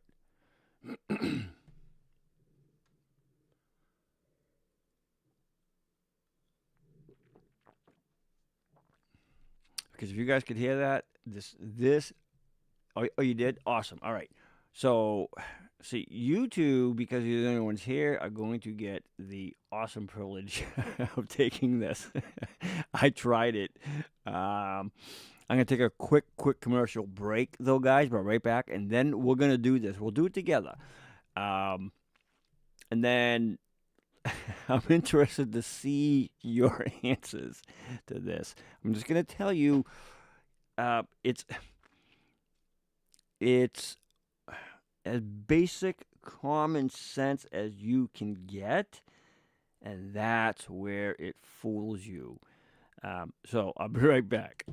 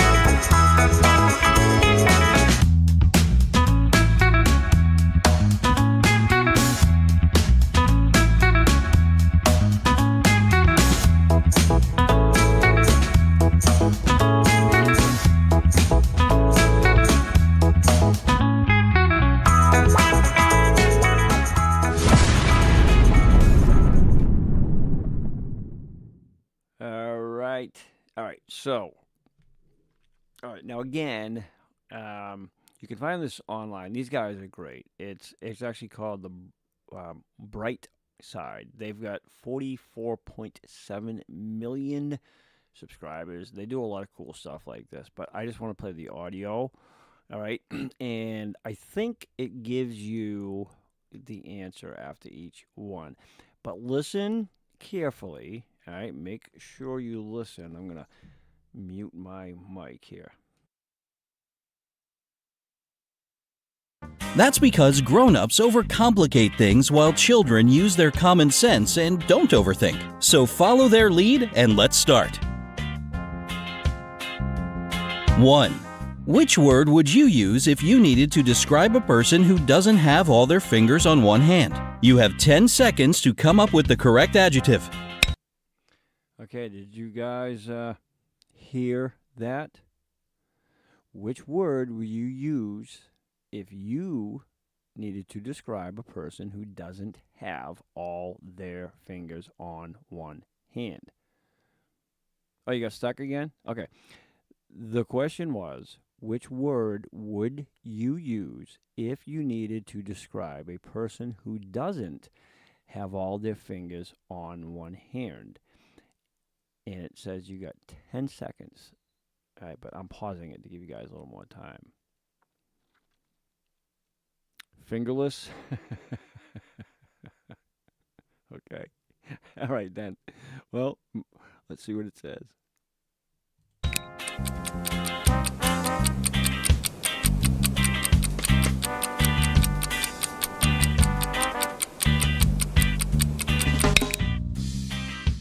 You should just call this person normal. I don't know about you, but I have all 10 of my fingers divided onto 2 hands with 5 on each.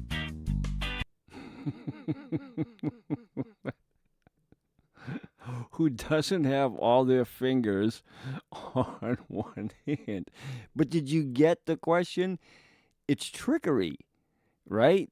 It's got you thinking about like an amputee or somebody who's missing fingers. No, all your fingers on one hand. Who doesn't have, meaning all 10 fingers on one hand. What would you call them? Normal, because each person has 5 fingers. 2. All right, we tested your anatomy, now some geography. If a plane crashes right on the border between Canada and the United States, where should they bury the survivors? Whoa, are you supposed to know international aviation laws or something? Well, take 10 seconds to figure it out. Did you guys get that? Did you hear them? If a plane crashes right on the border between Canada and the United States, where should they bury the survivors? Think about the question.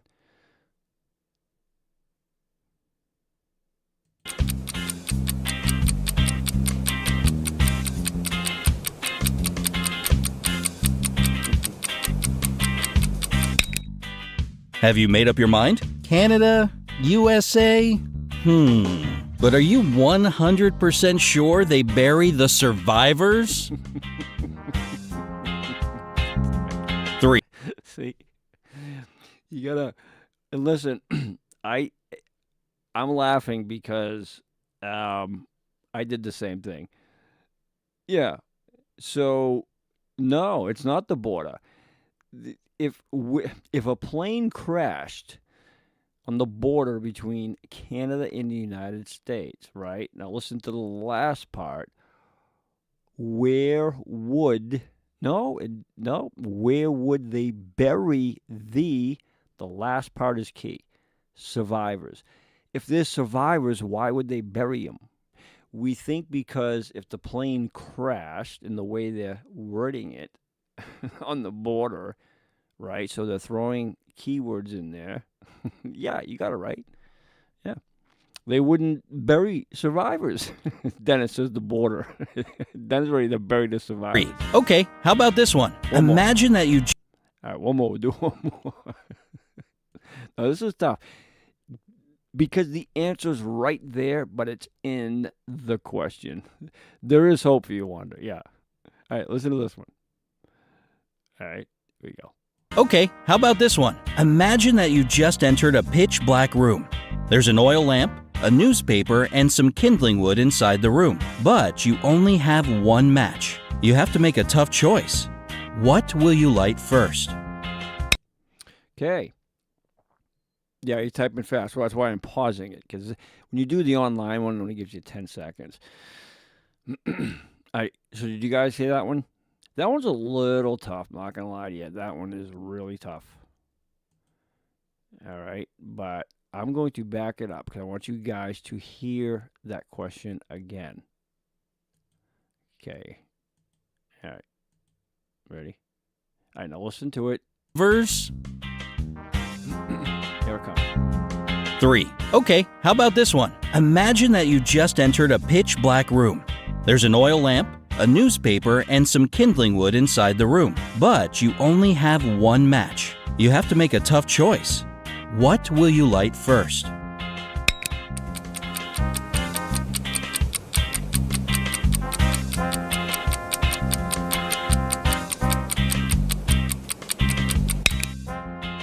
The oil lamp is definitely a good choice, but still incorrect. First of all, you'll need to light the match. 4. Did you get that? Wanda, did you understand that? Den, did you understand that? Now, that was my first thought, was the lamp. But again, the answer is in the question. Which would you light first? Well, even if you have to light the lamp, no. So, if you're in a pitch black room, you have an oil lamp, a newspaper, and you have a match, right? Even if you have to light the newspaper and you have to light the kindling or the oil lamp, right? You can't light them without first lighting the match. So either way, you still have to light the match. That's what you have to light first. But see how, though, it makes you think of something that's not so obvious. Because you wouldn't think, oh, well, naturally I'd light the oil lamp, right? Well, yes, but... Well, see, that's the methodical part of your brain thinking, right? Is that what he's asking you is, which would you light first? Not how would you light it, but which would you light first? And so the common sense, when you break it all down, well, let's just say you could, then it would obviously have to be the match in order for anything else to light. But it goes on, and there's some really tough ones in there, and I played them over and over again before I allowed the answer, and it was tough. But it's basically because we like to think complex, right? And unfortunately, the most reasonable answer is the most simple answer. And sometimes we don't look at simple, right? We overthink it. And there's nothing wrong with that, but it's just the way they do it. You're like, oh, why? You know what? Dude's right. It absolutely makes sense. Yeah, you're right. You ain't get nothing to light the match with to start with. Yeah. But in this situation, yeah, it's just, he's not asking how, he's asking what. So I found that to be interesting. I really did. It was cool because I like doing things like that and making my brain really, really think on that stuff. I think it's so cool. But he also said to use your imagination, right? So your imaginary mind, reasonable answer would have, well, no, I agree with that. But see, that's the whole point of it, though, right? Is that what this test does is that it breaks it down to it all being about wording, right? And common sense. And the point behind this one is they compared it with kids. So you, myself, and Dennis, right? The average 6 or 7 year old would get this like that. Very simple. Well, what do you mean? Yeah, you'd like to match, right? Or you do this. And it's just fascinating because a basic 5th grader would get this right. It's just weird. It blows my mind. Just like, you ever see that show, Are You Smarter Than a 5th Grader? Like, I watched that show. What used to aggravate me is that, well, it's not that you're not smarter than a 5th grader. It's that you have lived experience. A 5th grader does not, right? And so naturally, what you're asking a 5th grader would be relevant to what they're learning at the time. A 5th grader cannot possibly have lived experience like you do. So their information is whatever they're taught and educated on at the time, or maybe they have parents who give that extracurricular to them. Point being is, of course, you're smarter than a 5th grader because you have lived experience. Lived experience outweighs any education, college or otherwise, that anybody could just easily. And that's what used to aggravate me about the show. Well, that was the whole point of that, Wanda, is that you said, guess we have trained ourselves to overthink sometimes. We have, but a lot of that is, if you think about that test that they did and you think about the comparison, right, as to, say, a child. I'll use a 5th grader, for example, 6-year-old, 7-year-old, whatever grade they're in. But let's just say that. So a 7-year-old. A 7-year-old hasn't had the time to be influenced, right?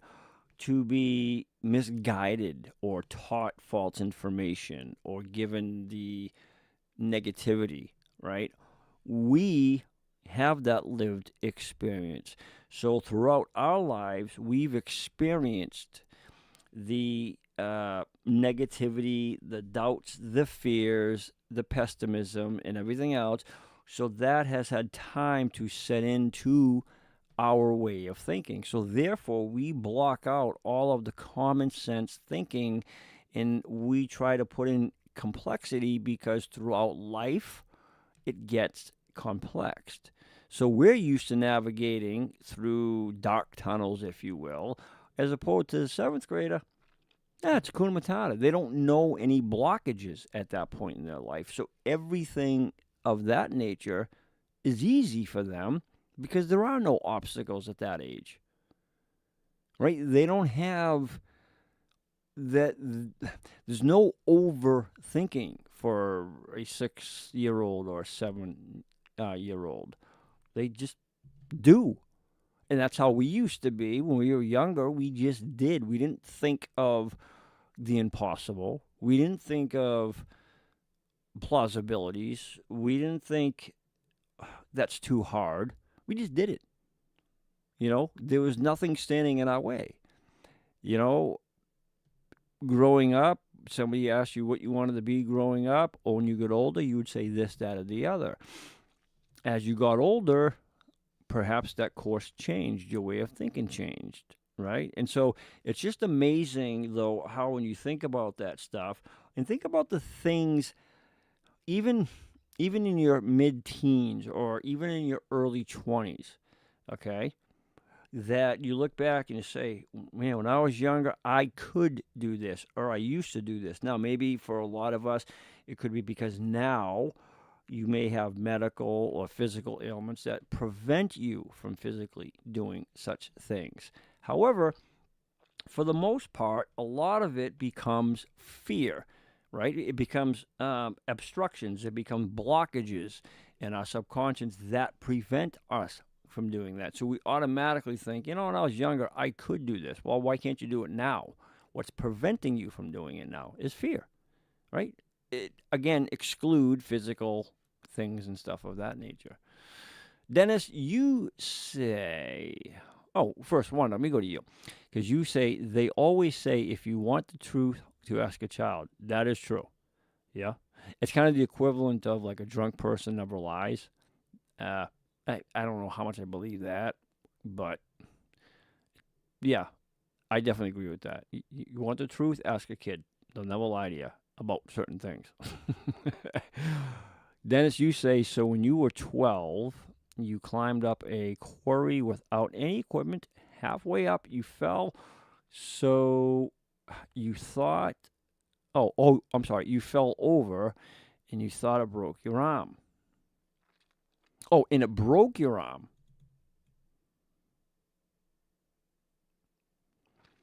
Well, that's kind of the whole point of some of these exercises. And there's many, many, many different ones, right?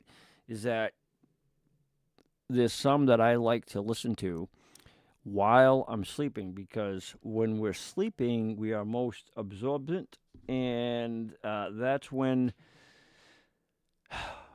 we can focus and remember the most. We absorb more while we're sleeping because our conscience is less active, and therefore our subconscious takes over, which is the most ferocious and superior part of our brain is our subconscious. That thing is a vault, records from day one.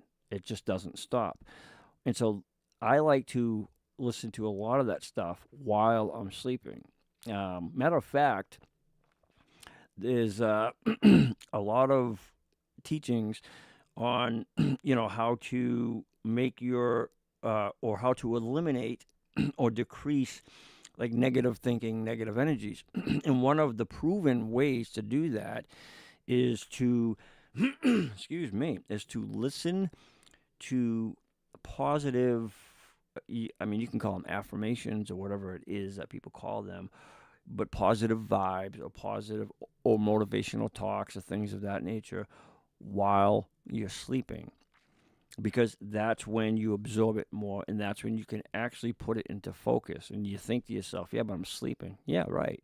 But you're doing less work too. There's less activity going on, and that's when your subconscious kicks in and takes over. It's amazing how that stuff works. Dennis, you said that what was strange is your bone was sticking out of your wrist and bleeding. Everyone with you was crying except for you. Well, then probably because you were in shock. I'm going to have to just make a estimated guess at that and say you were probably in shock. And, you may have been one of those kids that just thought it was cool. You know what I'm saying? Your bone sticking out. You're like, oh, this is awesome. But definitely your body went into shock to protect itself. It's a same thing with me, Dennis. I remember getting up and walking down the road. Okay, I had a hole in my head the size of a baseball, and my eye, according to my friend, he passed out because he came out to give me a glass of water and he fainted. But he said my eye was literally hanging out of my socket. But I got up and I started walking home, and the ambulance was coming, and they went and got me and brought me into the ambulance. But I didn't feel a thing. My body was just completely in a shock and shut down. And they revived me back to life. I actually died. I was 10 years old. But yeah. But I do remember though starting to walk home. And I don't remember much after that, other than kind of just being in and out inside the ambulance. Next thing you know, I was out of it. And that's all I remembered. And then I wake up in the hospital. Kind of weird. But yeah, I don't remember seeing it. I wish back then that they would have had phones to record it on video. Like, I would have liked to just seen what it looked like, what I looked like, my skull cracked wide open like that. I don't know. I probably would have passed out after, I think, looking at it too. The fact that I survived alone, doctor said it was a medical miracle. He said anybody would have died. He said, he goes, I don't understand. He goes, I can't explain, but this is what he's told my dad. He goes, how your son survived this? He goes, I have no explanation for it. He goes, by all accounts, your son should have been dead. He goes, I don't understand how he survived this. He goes, I really don't. I mean, it was that bad. But, you know, I did. And so, who knows, right? But, yeah, it was weird. But, yeah, it's just amazing how we have more ability. Hey, what do you guys think, right? Now, let me ask you this. Now, it hasn't been proven, but people, Wanda, would you say people, YouTube in the 70s would have been wild? Yeah, I agree. That would have been just astronomical. Dennis, true, strange how life is. You were talking to a stranger who saw you and took you to the hospital. Yeah, it is strange. Yeah. It is truly strange sometimes how life can be. Absolutely. And yeah, imagine YouTube in the 70s. That would have been insane. Oh. You know what I would have liked? Before I get to my next question, I would have liked to had this technology, like with the phones and stuff, where you can, take videos and everything. I would have liked to have that for the 80s. I'm an 80s kid, right? I was born early 70s, but I grew up in the 80s. And they make these little commercials, right?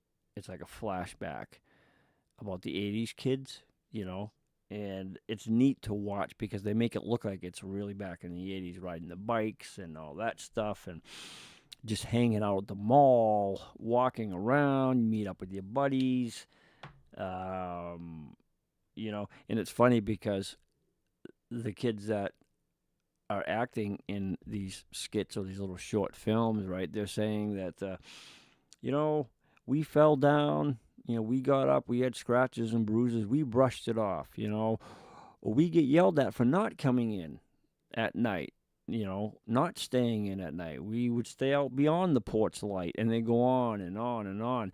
Our scooters, and they would show, remember the things that you had in gym? They were like these four-wheel dolly-looking things, right? That's what we used to use for scooters, too. Play dodgeball. You bat your buddy off the head with a freaking rubber ball that's like 12 inches, whipping it at him. It was just so much different, man. It was just a lot of fun. And, back then, I was a scrapper. I said that before, and I was always in fights. But because I was sticking up for the kids that the bullies would pick on, and so I was constantly fighting bullies all the time. And it got to the point where I bullied the bullies. I'm not going to lie to you. The bullies in school were afraid of me.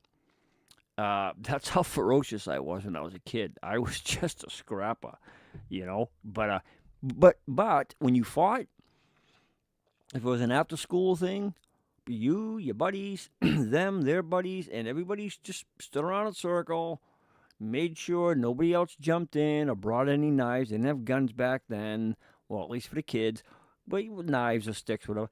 So, and you fought. Best man won. Whoever won, 9 out of 10, within a couple of days, you're shaking hands and your buddies. That's how it was. Yeah, dodgeball was awesome. Oh, Wanda, you can see making a bologna commercial. Dennis, you said you threw eggs on a hot car roof in August. Yeah, but then you would do that too, like with the eggs, you throw it on the car, right? Especially, man, if like somebody peed you off, you would throw eggs, or you would take milk, dump it down their vent in the front of the car, or throw slices of bologna on their paint, right, their hood. Oh, yeah, man. Yeah, we did that stuff. I'm not going to lie. I mean, But we only did it to people that, like, deserved it. Well, in our opinion, they did. And then our biggest adventures were, like, our biggest crimes we committed was we go out, pumpkin stealing, right? Not like this, porch pirating that they do with people's packages. We would actually go out and, pumpkin pirate. We would, pumpkin smashing. We'd steal people's pumpkins, and it got to the point where people started sticking razor blades and stuff in their pumpkins, so we go to grab them and people would get cut. But we got on wise to that too. We know how to take care of that. Take the screwdriver, stick them in the pumpkins, and pick them up that way. But we used to smash pumpkins all over the road. It was awesome. That was like the worst of our crimes. Or we'd be walking around and we get lazy and borrow somebody's bike off their front yard and just leave it, up the street. We were done with it. It was awesome. But it was so cool though, because we didn't hurt anybody. We didn't do anything like malicious. We just did stupid things, and so that was that. But it was good times. Too heavy to steal that crap, Wanda?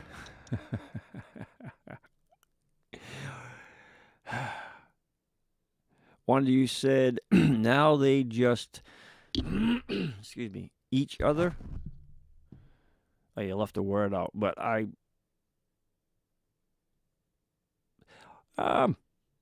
wasn't. Yeah, well, I'd say mischievous. I mean, yeah, you could say devil's child. I guess we all were right back then. But here's the thing. Here's a takeaway from all that, right? Is that when we hung out as kids, if there was woods around, right, we'd build forts. Or, you got a little bit older, you'd sneak your dad's cigarettes or something. Or, my dad didn't drink, so we couldn't steal his beer. My grandmother, she did. So me and my cousins and stuff, we'd go to my grandmother's house, and there was always woods to go play and hang out in, and she used to keep her cigarettes in the freezer. So we'd take a pack out, right, and push the pack forward and then pull it forward so it looked like, she wasn't missing any. And, then we rifle a couple of beers, right, stuff them out of that jacket, go up behind the house. There was a big hill we'd have to climb, go sit in the woods. And, man, we'd sit there, drink a beer, smoke some cigarettes. It was awesome.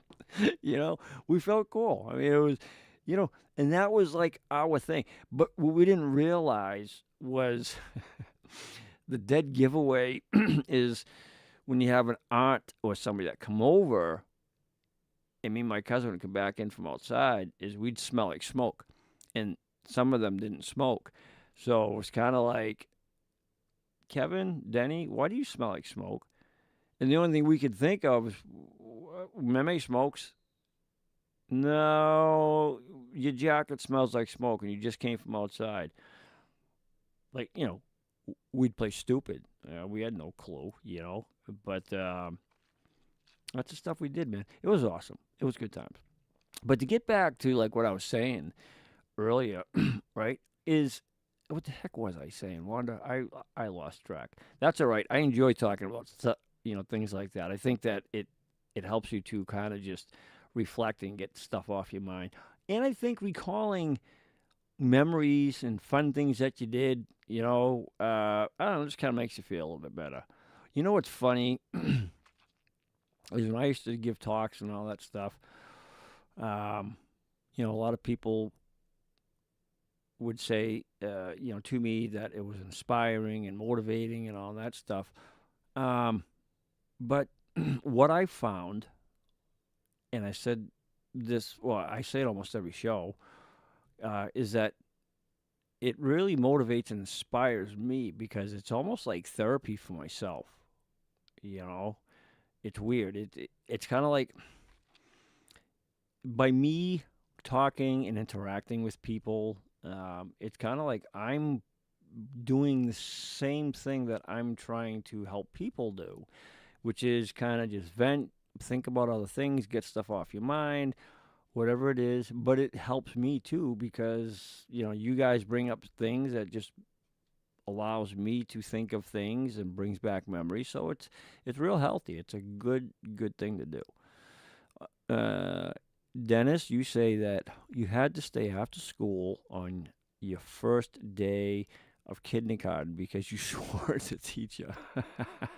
I think we all did that, Dennis. Wanda, then again, Wendy's might need some pumpkins.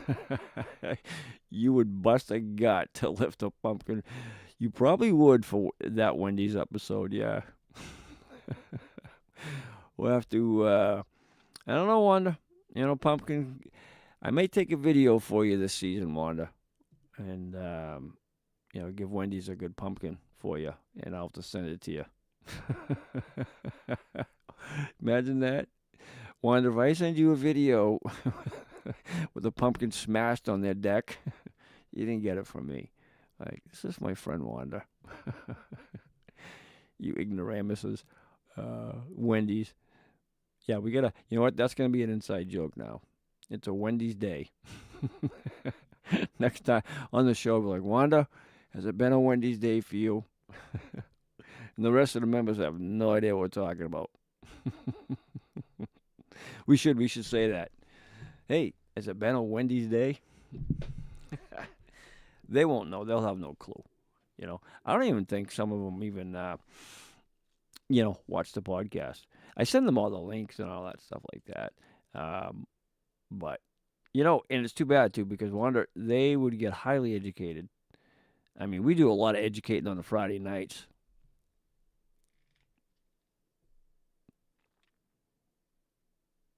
Notice we are reliving childhood without internet. Yeah. Hey, good point, Den. But you know the irony of that, though, Dennis? Do you know the irony of that? What you just said? I want you to think about what you just said. You're right? But there's an irony to that.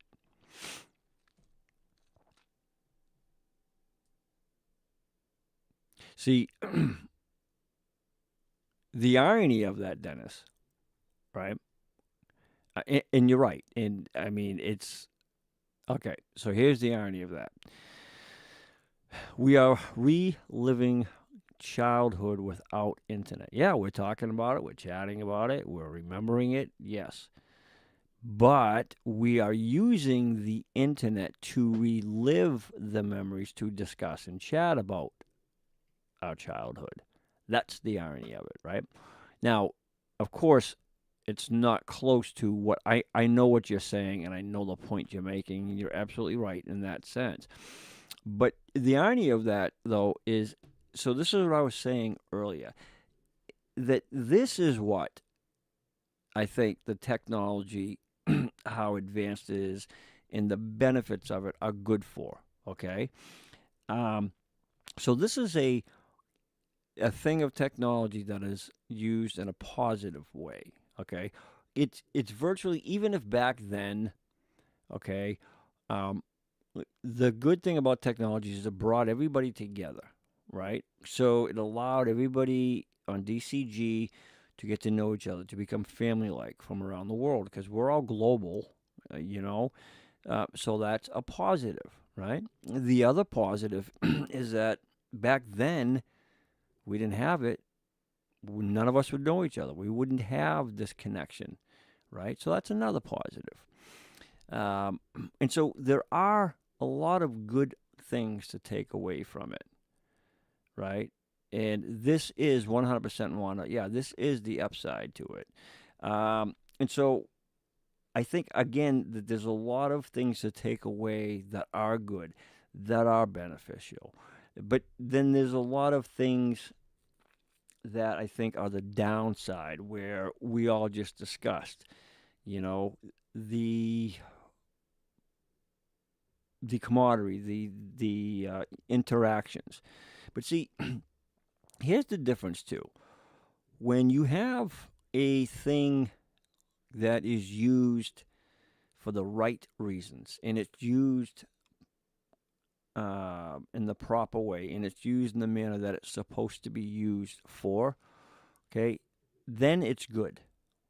You know, when you use something that you shouldn't be using it for, and you're doing it for the wrong reasons, and it's malicious, and, there's just such bad things that come out of it, well, obviously, it's bad, right? So you got to kind of weigh the scales a little bit and fairly say, well, okay. But again, I think it's too easy for a lot of people, and adults included. It's too easy just for people to do that now, rather than making that effort. Matter of fact, I'll make a good point to you here. I was listening to this other guy, and he was talking about learning, about basically, essentially, how dumb college kids are. Even in school now, high school, and they're dumb. They're smart, but let me rephrase that. They're not as educated or knowledgeable, but he used the term dumb. And dumb is not a put down, it's not a letdown, it's not being harsh. Sometimes it can be the ultimate truth, okay? There's a lot of things I'm dumb about, I just don't know, right? But I know what I don't know. That's acknowledgement.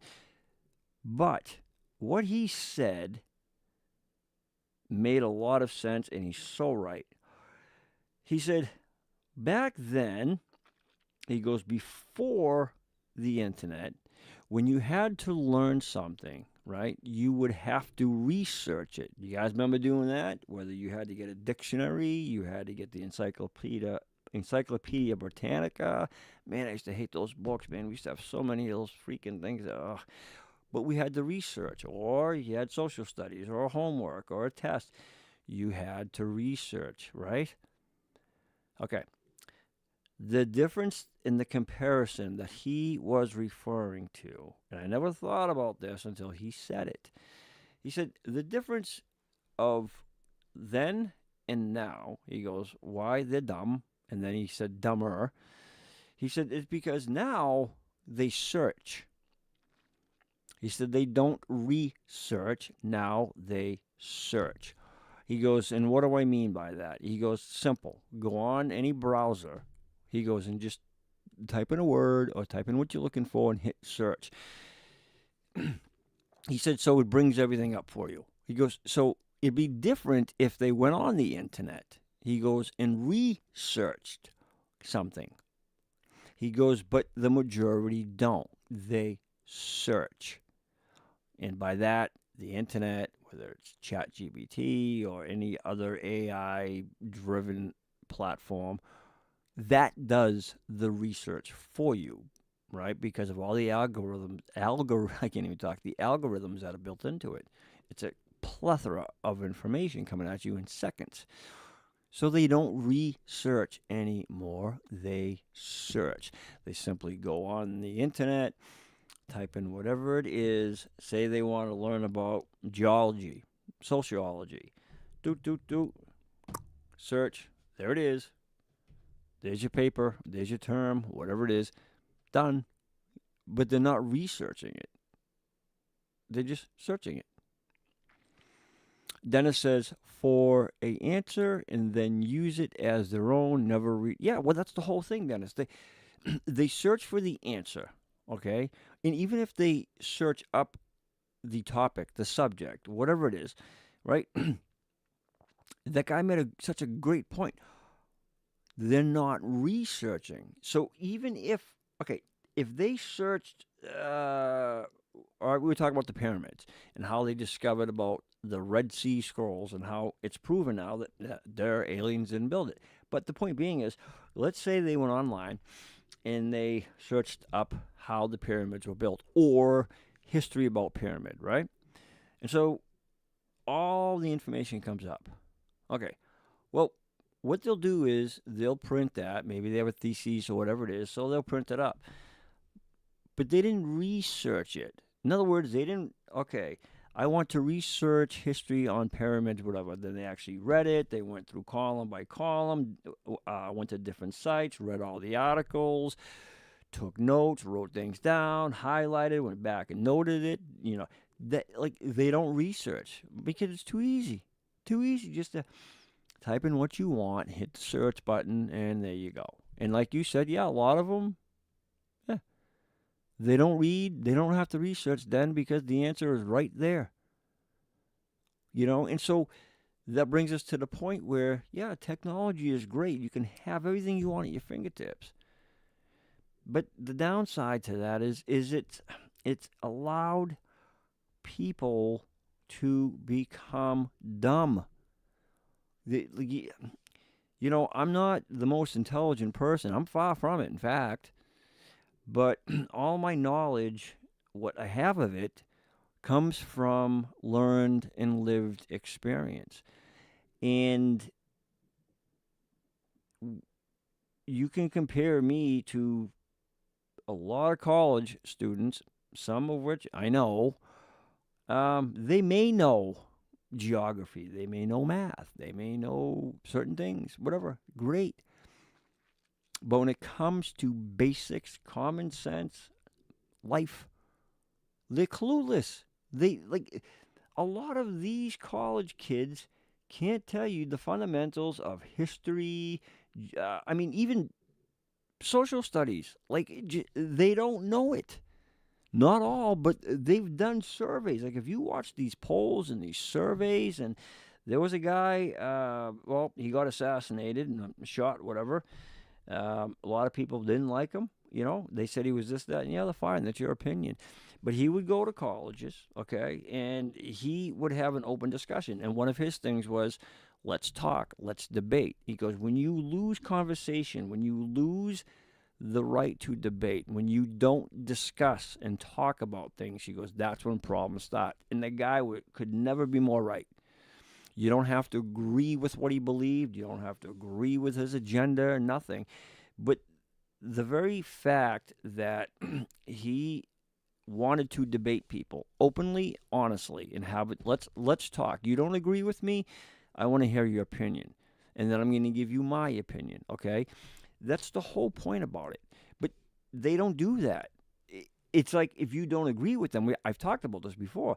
When you don't agree with, not all, but the majority of people today, they don't talk to you. They call you names. You're this, you're that, you're the other. Because you don't agree with or don't align with how they think. And for me, it becomes, I think, for a person with my type of personality, it's not that it's difficult for me, but it's disheartening because I love to have open discussions with anybody, and I will. I won't get into arguments. Like, I would love to debate somebody on things. I just think that it's fun, and I think there's a lot that you can learn from one another. You don't have to agree with what the other person is talking about or what their opinion is. But I think that if you have fun debates, we should do it in school. What the heck was it called? In school, they'd set up classes, right? We'd all be in a room. I think you guys may have done this. It was we actually had a tour. We go to the Senate and all that stuff, the Capitol, whatever it was, right? And we all pretend that we're having a meeting, and we were, in political office, and somebody was the governor, somebody was a senator, all that stuff. And we'd have open debates, right? And we did that in school, but we all debated. And the lesson was, you have to come up with a final resolution to the problem, but you all have to be bipartisan. You all have to agree, right? And come up with a solution for the people. We were government, and we had to come up and solve the problem, right? And that's what it was all about. It was all about collectively trying to find a way to solve a problem. And a lot of times today, unfortunately, that doesn't happen, even just having a general conversation. So I always tell people, listen, the better thing to do is if you find yourself on that road, down that path, with somebody who is like that, just, kindly walk away from it, and there's no sense in doing it because you're going to stress yourself out, and it's not worth it. And if they're real aggravated people where they get hostile like that, it's just not worth it, in my opinion. I don't think it is. But, yeah, no, that was fun. I loved going down memory lane like that, like with the remembering, the stuff you did as a kid. I don't know, there's just something fun about it.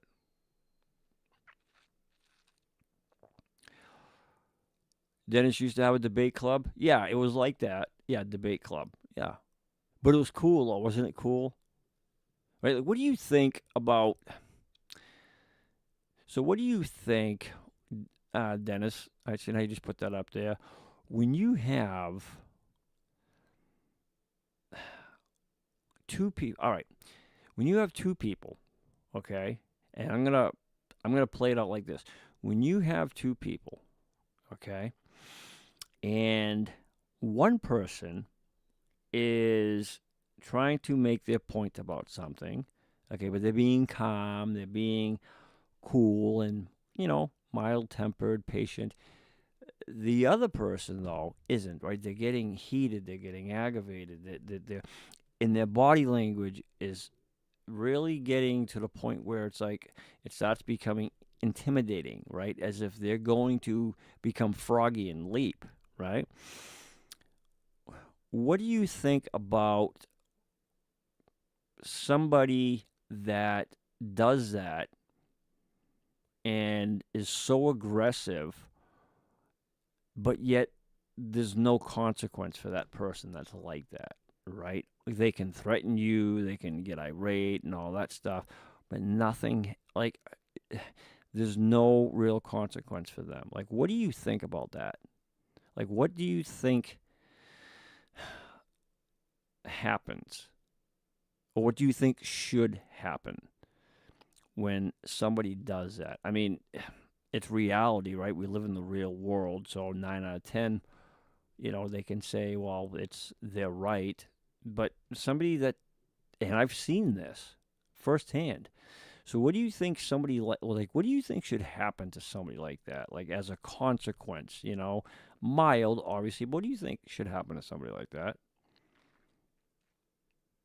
Because I've seen that, like, up close and personal, and I was able to diffuse it, but I wasn't involved, but I got myself involved because it would have been a situation that would not have turned out well, and I just didn't want to see that happening, so I interjected. Probably not the smartest thing I could have done.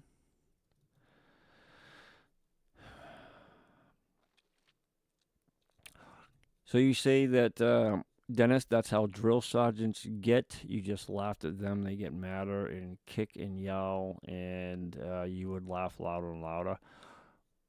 Yeah. No, I've never been in the Army, Dennis, but, yeah, it ticks them off. Wanda says that they need to be held accountable for their actions. No, I agree, Wanda, but that's the whole thing. Like, what do you think that accountability should look like, right?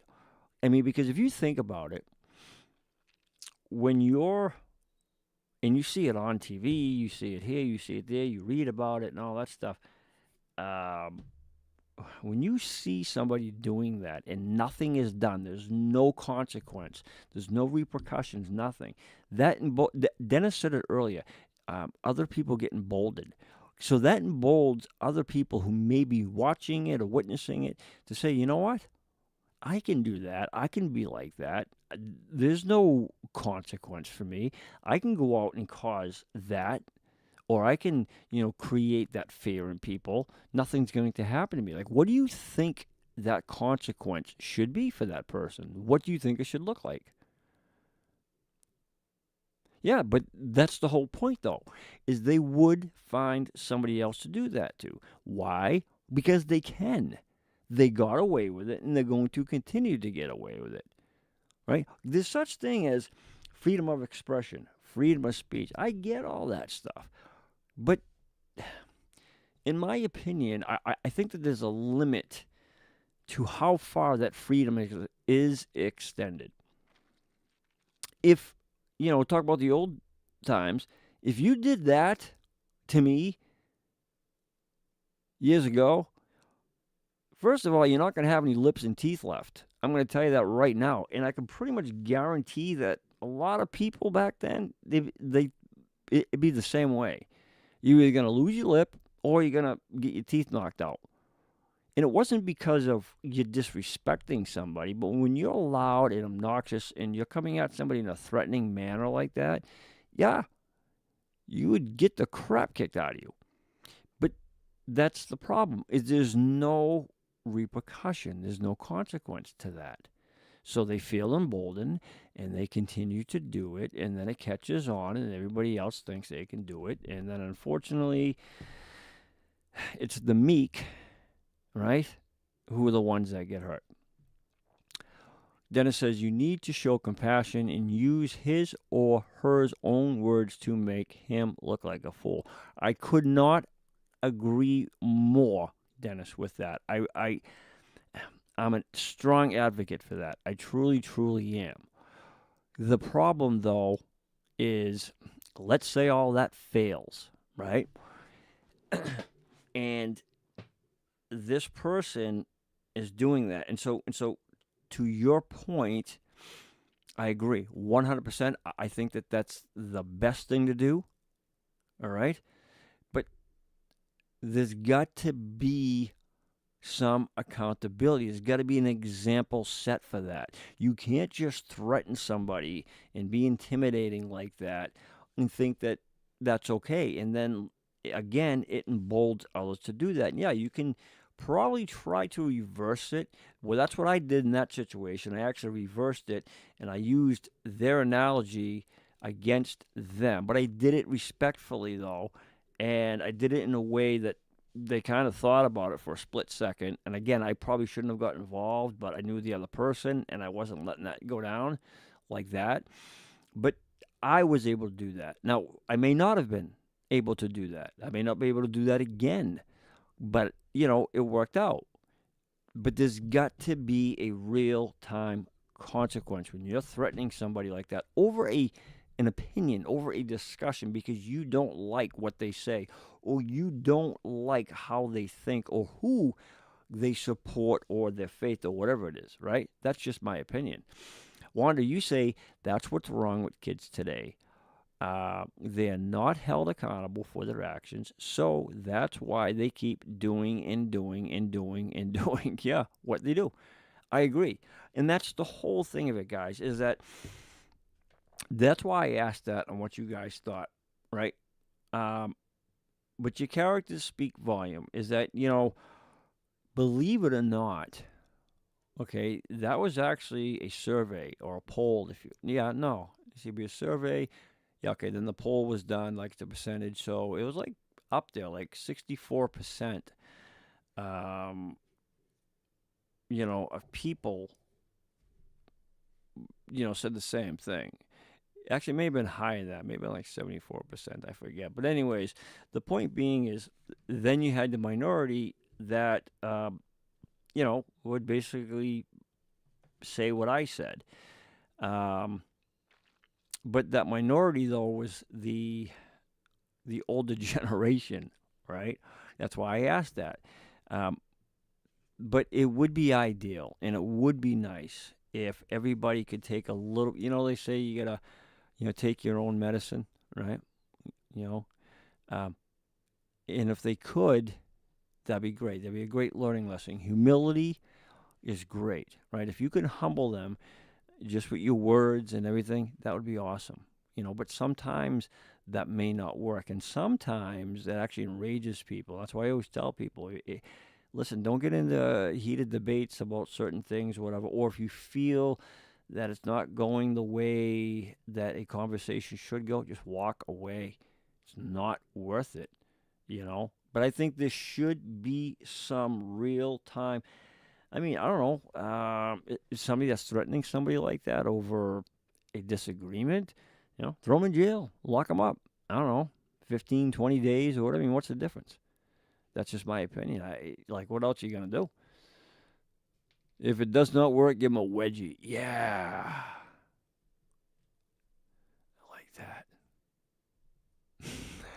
Give him a wedgie. Oh. Dennis, you said that your son and you were at a grocery store, and the young cashier saw my veteran hat and asked me a question about joining the military. A man in his 30s told the kid to shut up, and he told me to go to an old folks home, that his son was going to tangle with him. I stepped in and grabbed the man's shirt and whispered in his ear, I faced tougher men than you in Vietnam. I will tell you this. And when your friends will have to buy you flowers. That's good, then. That's one, you got to admit, that was a good one. One just says, until people are willing to use common sense and simplicity. Yeah, no, you guys, yeah, listen, you're absolutely right. I agree with that. And Dennis, sometimes I don't encourage, with people having to do that, but at the same time, sometimes, man, that old school just comes out of you, and you gotta defend your family, right? And the sad part about it, Dennis, is you'd probably be the one that get in trouble for it. I've seen that too many times. You try to stick up for somebody, you defend your family, and you're the one that gets in a ringer. Yeah, that was a really good one. Dennis, I could picture you doing that, man, especially back in your heyday. I could picture Den doing that, But, guys, that's the whole thing of it, though, right? And not to be a Debbie Downer, because it's not, but I like to ask these questions because I like to get different viewpoints and an understanding as to what other people think and how they feel or how they handle situations. What it does for me is it gives me clarity. Because a lot of times I think that my way of thinking in my mind or my rationale is like, I don't know, it just doesn't line up with the average person. How I think, how I process things. I've always felt that like I was different from everybody else. And I think we all do to some extent, right? But I just like to understand how other people would handle certain things or react and what their solutions would be. And it just, at the end of the day, it helps me because, one, I can learn something different. Two, it puts things into perspective, for me. Whether I agree with what people say or not, it just really aligns me better to help me better understand not only people, but myself. I really think it helps me to better understand myself. And sometimes I think that we have to put ourselves in check, right? I think sometimes we need that reality check. And not that you're doing anything wrong or bad, but, it's like a front end of a car. You drive it for so long, and sometimes you just need it to be realigned, It just needs an alignment. And so that's kind of like with me. Sometimes I just think I need an alignment, and I think sometimes we all do. I think sometimes we all just need that realignment. And it may be a small one, a simple adjustment, Or sometimes you may find that, it's a major overhaul. But regardless, I think the biggest thing to doing that, too, is that it helps yourself, and in turn, it makes you a better person. Just my opinion. It was a building at Wendy's. Wanda, she goes to that Wendy's. Wanda, if we have a show this Friday, I am so, matter of fact, Wanda, I am writing that down right now.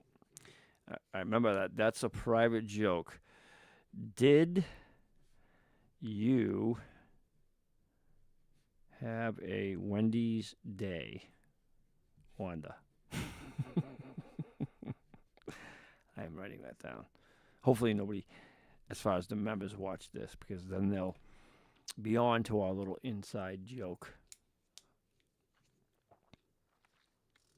Yeah, I am. Yeah, you are then. You know, and that's the whole point of it. That's why I like to ask those questions, because we can all to a certain extent front things, right? But underneath of it all, we're all still human. We all have flaws, and I think that flaw sometimes, if not put in check, realigned, if you will, it comes out, you know. And I think it's always good to just kind of keep ourselves tuned up every once in a while, put ourselves in check, you know, and just say, hey, you know what? Yeah, it's not worth it. And sometimes, really, it's not worth the aggravation or the time wasted to get yourself involved with certain things and or people, unfortunately, that just don't want to have anything to do with anything, you know? It's not that it makes you a bad person. It's not that you're not trying to help somebody, but you can tell when people just don't want help and or they don't want to help themselves, and they display truly who they are. Their arrogance just shows. And sometimes you just got to walk away from them. Yeah, so just so you guys know, too, I let the admins know that, so because we are supposed to be getting poo-poo weather Friday, Saturday, and Sunday, I don't know how heavy it's going to be or what to extent of it it's going to be, but what I do know is that I've already been put on notice, and so depending what time Friday, it may or may not affect the outcome of the show Friday. I know we already have quite the lineup for Friday. I mean, it's, you know, we just got another member who signed up, right? So we're getting up there in numbers each week. We might have to either do a 3-hour show. The 2.5 seems to work, I think. I managed to pull it off with 29 features last week, and I think it came out good. But, yeah, we may have to extend it. If we put it this way, if we get more than what we got last week, it's going to have to be a 3-hour show, you know, which isn't a bad thing, you know, but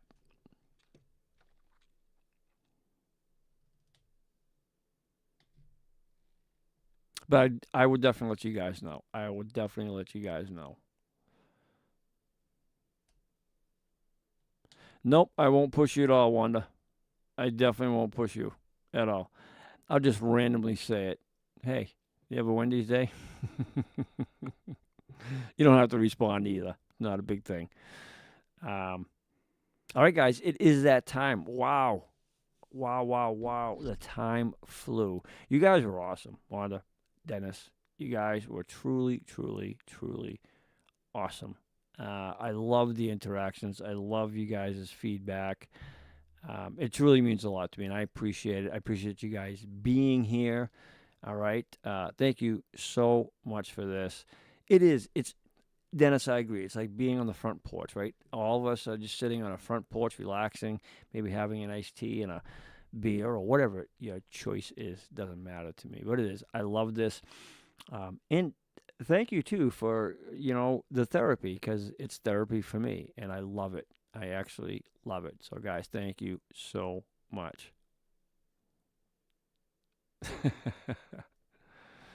Well, thank you. You'll slap me with a double cheeseburger. Excuse me. Slap me with a double cheeseburger. Oh, Wanda. That's awesome. All right, then your own quote, life is but a leap in time, and somewhere I am a legend. Amen, brother. All right, Wanda, Dennis, thank you both for such an awesome 3 hours. I mean, that was just awesome. I appreciate you both so much. And hopefully, you guys, stay positive that Friday I won't get called out too early, and we will have a Motown night. All right. Love you guys both. Be safe, and still be kind to others. Be kind to you. Take care, guys.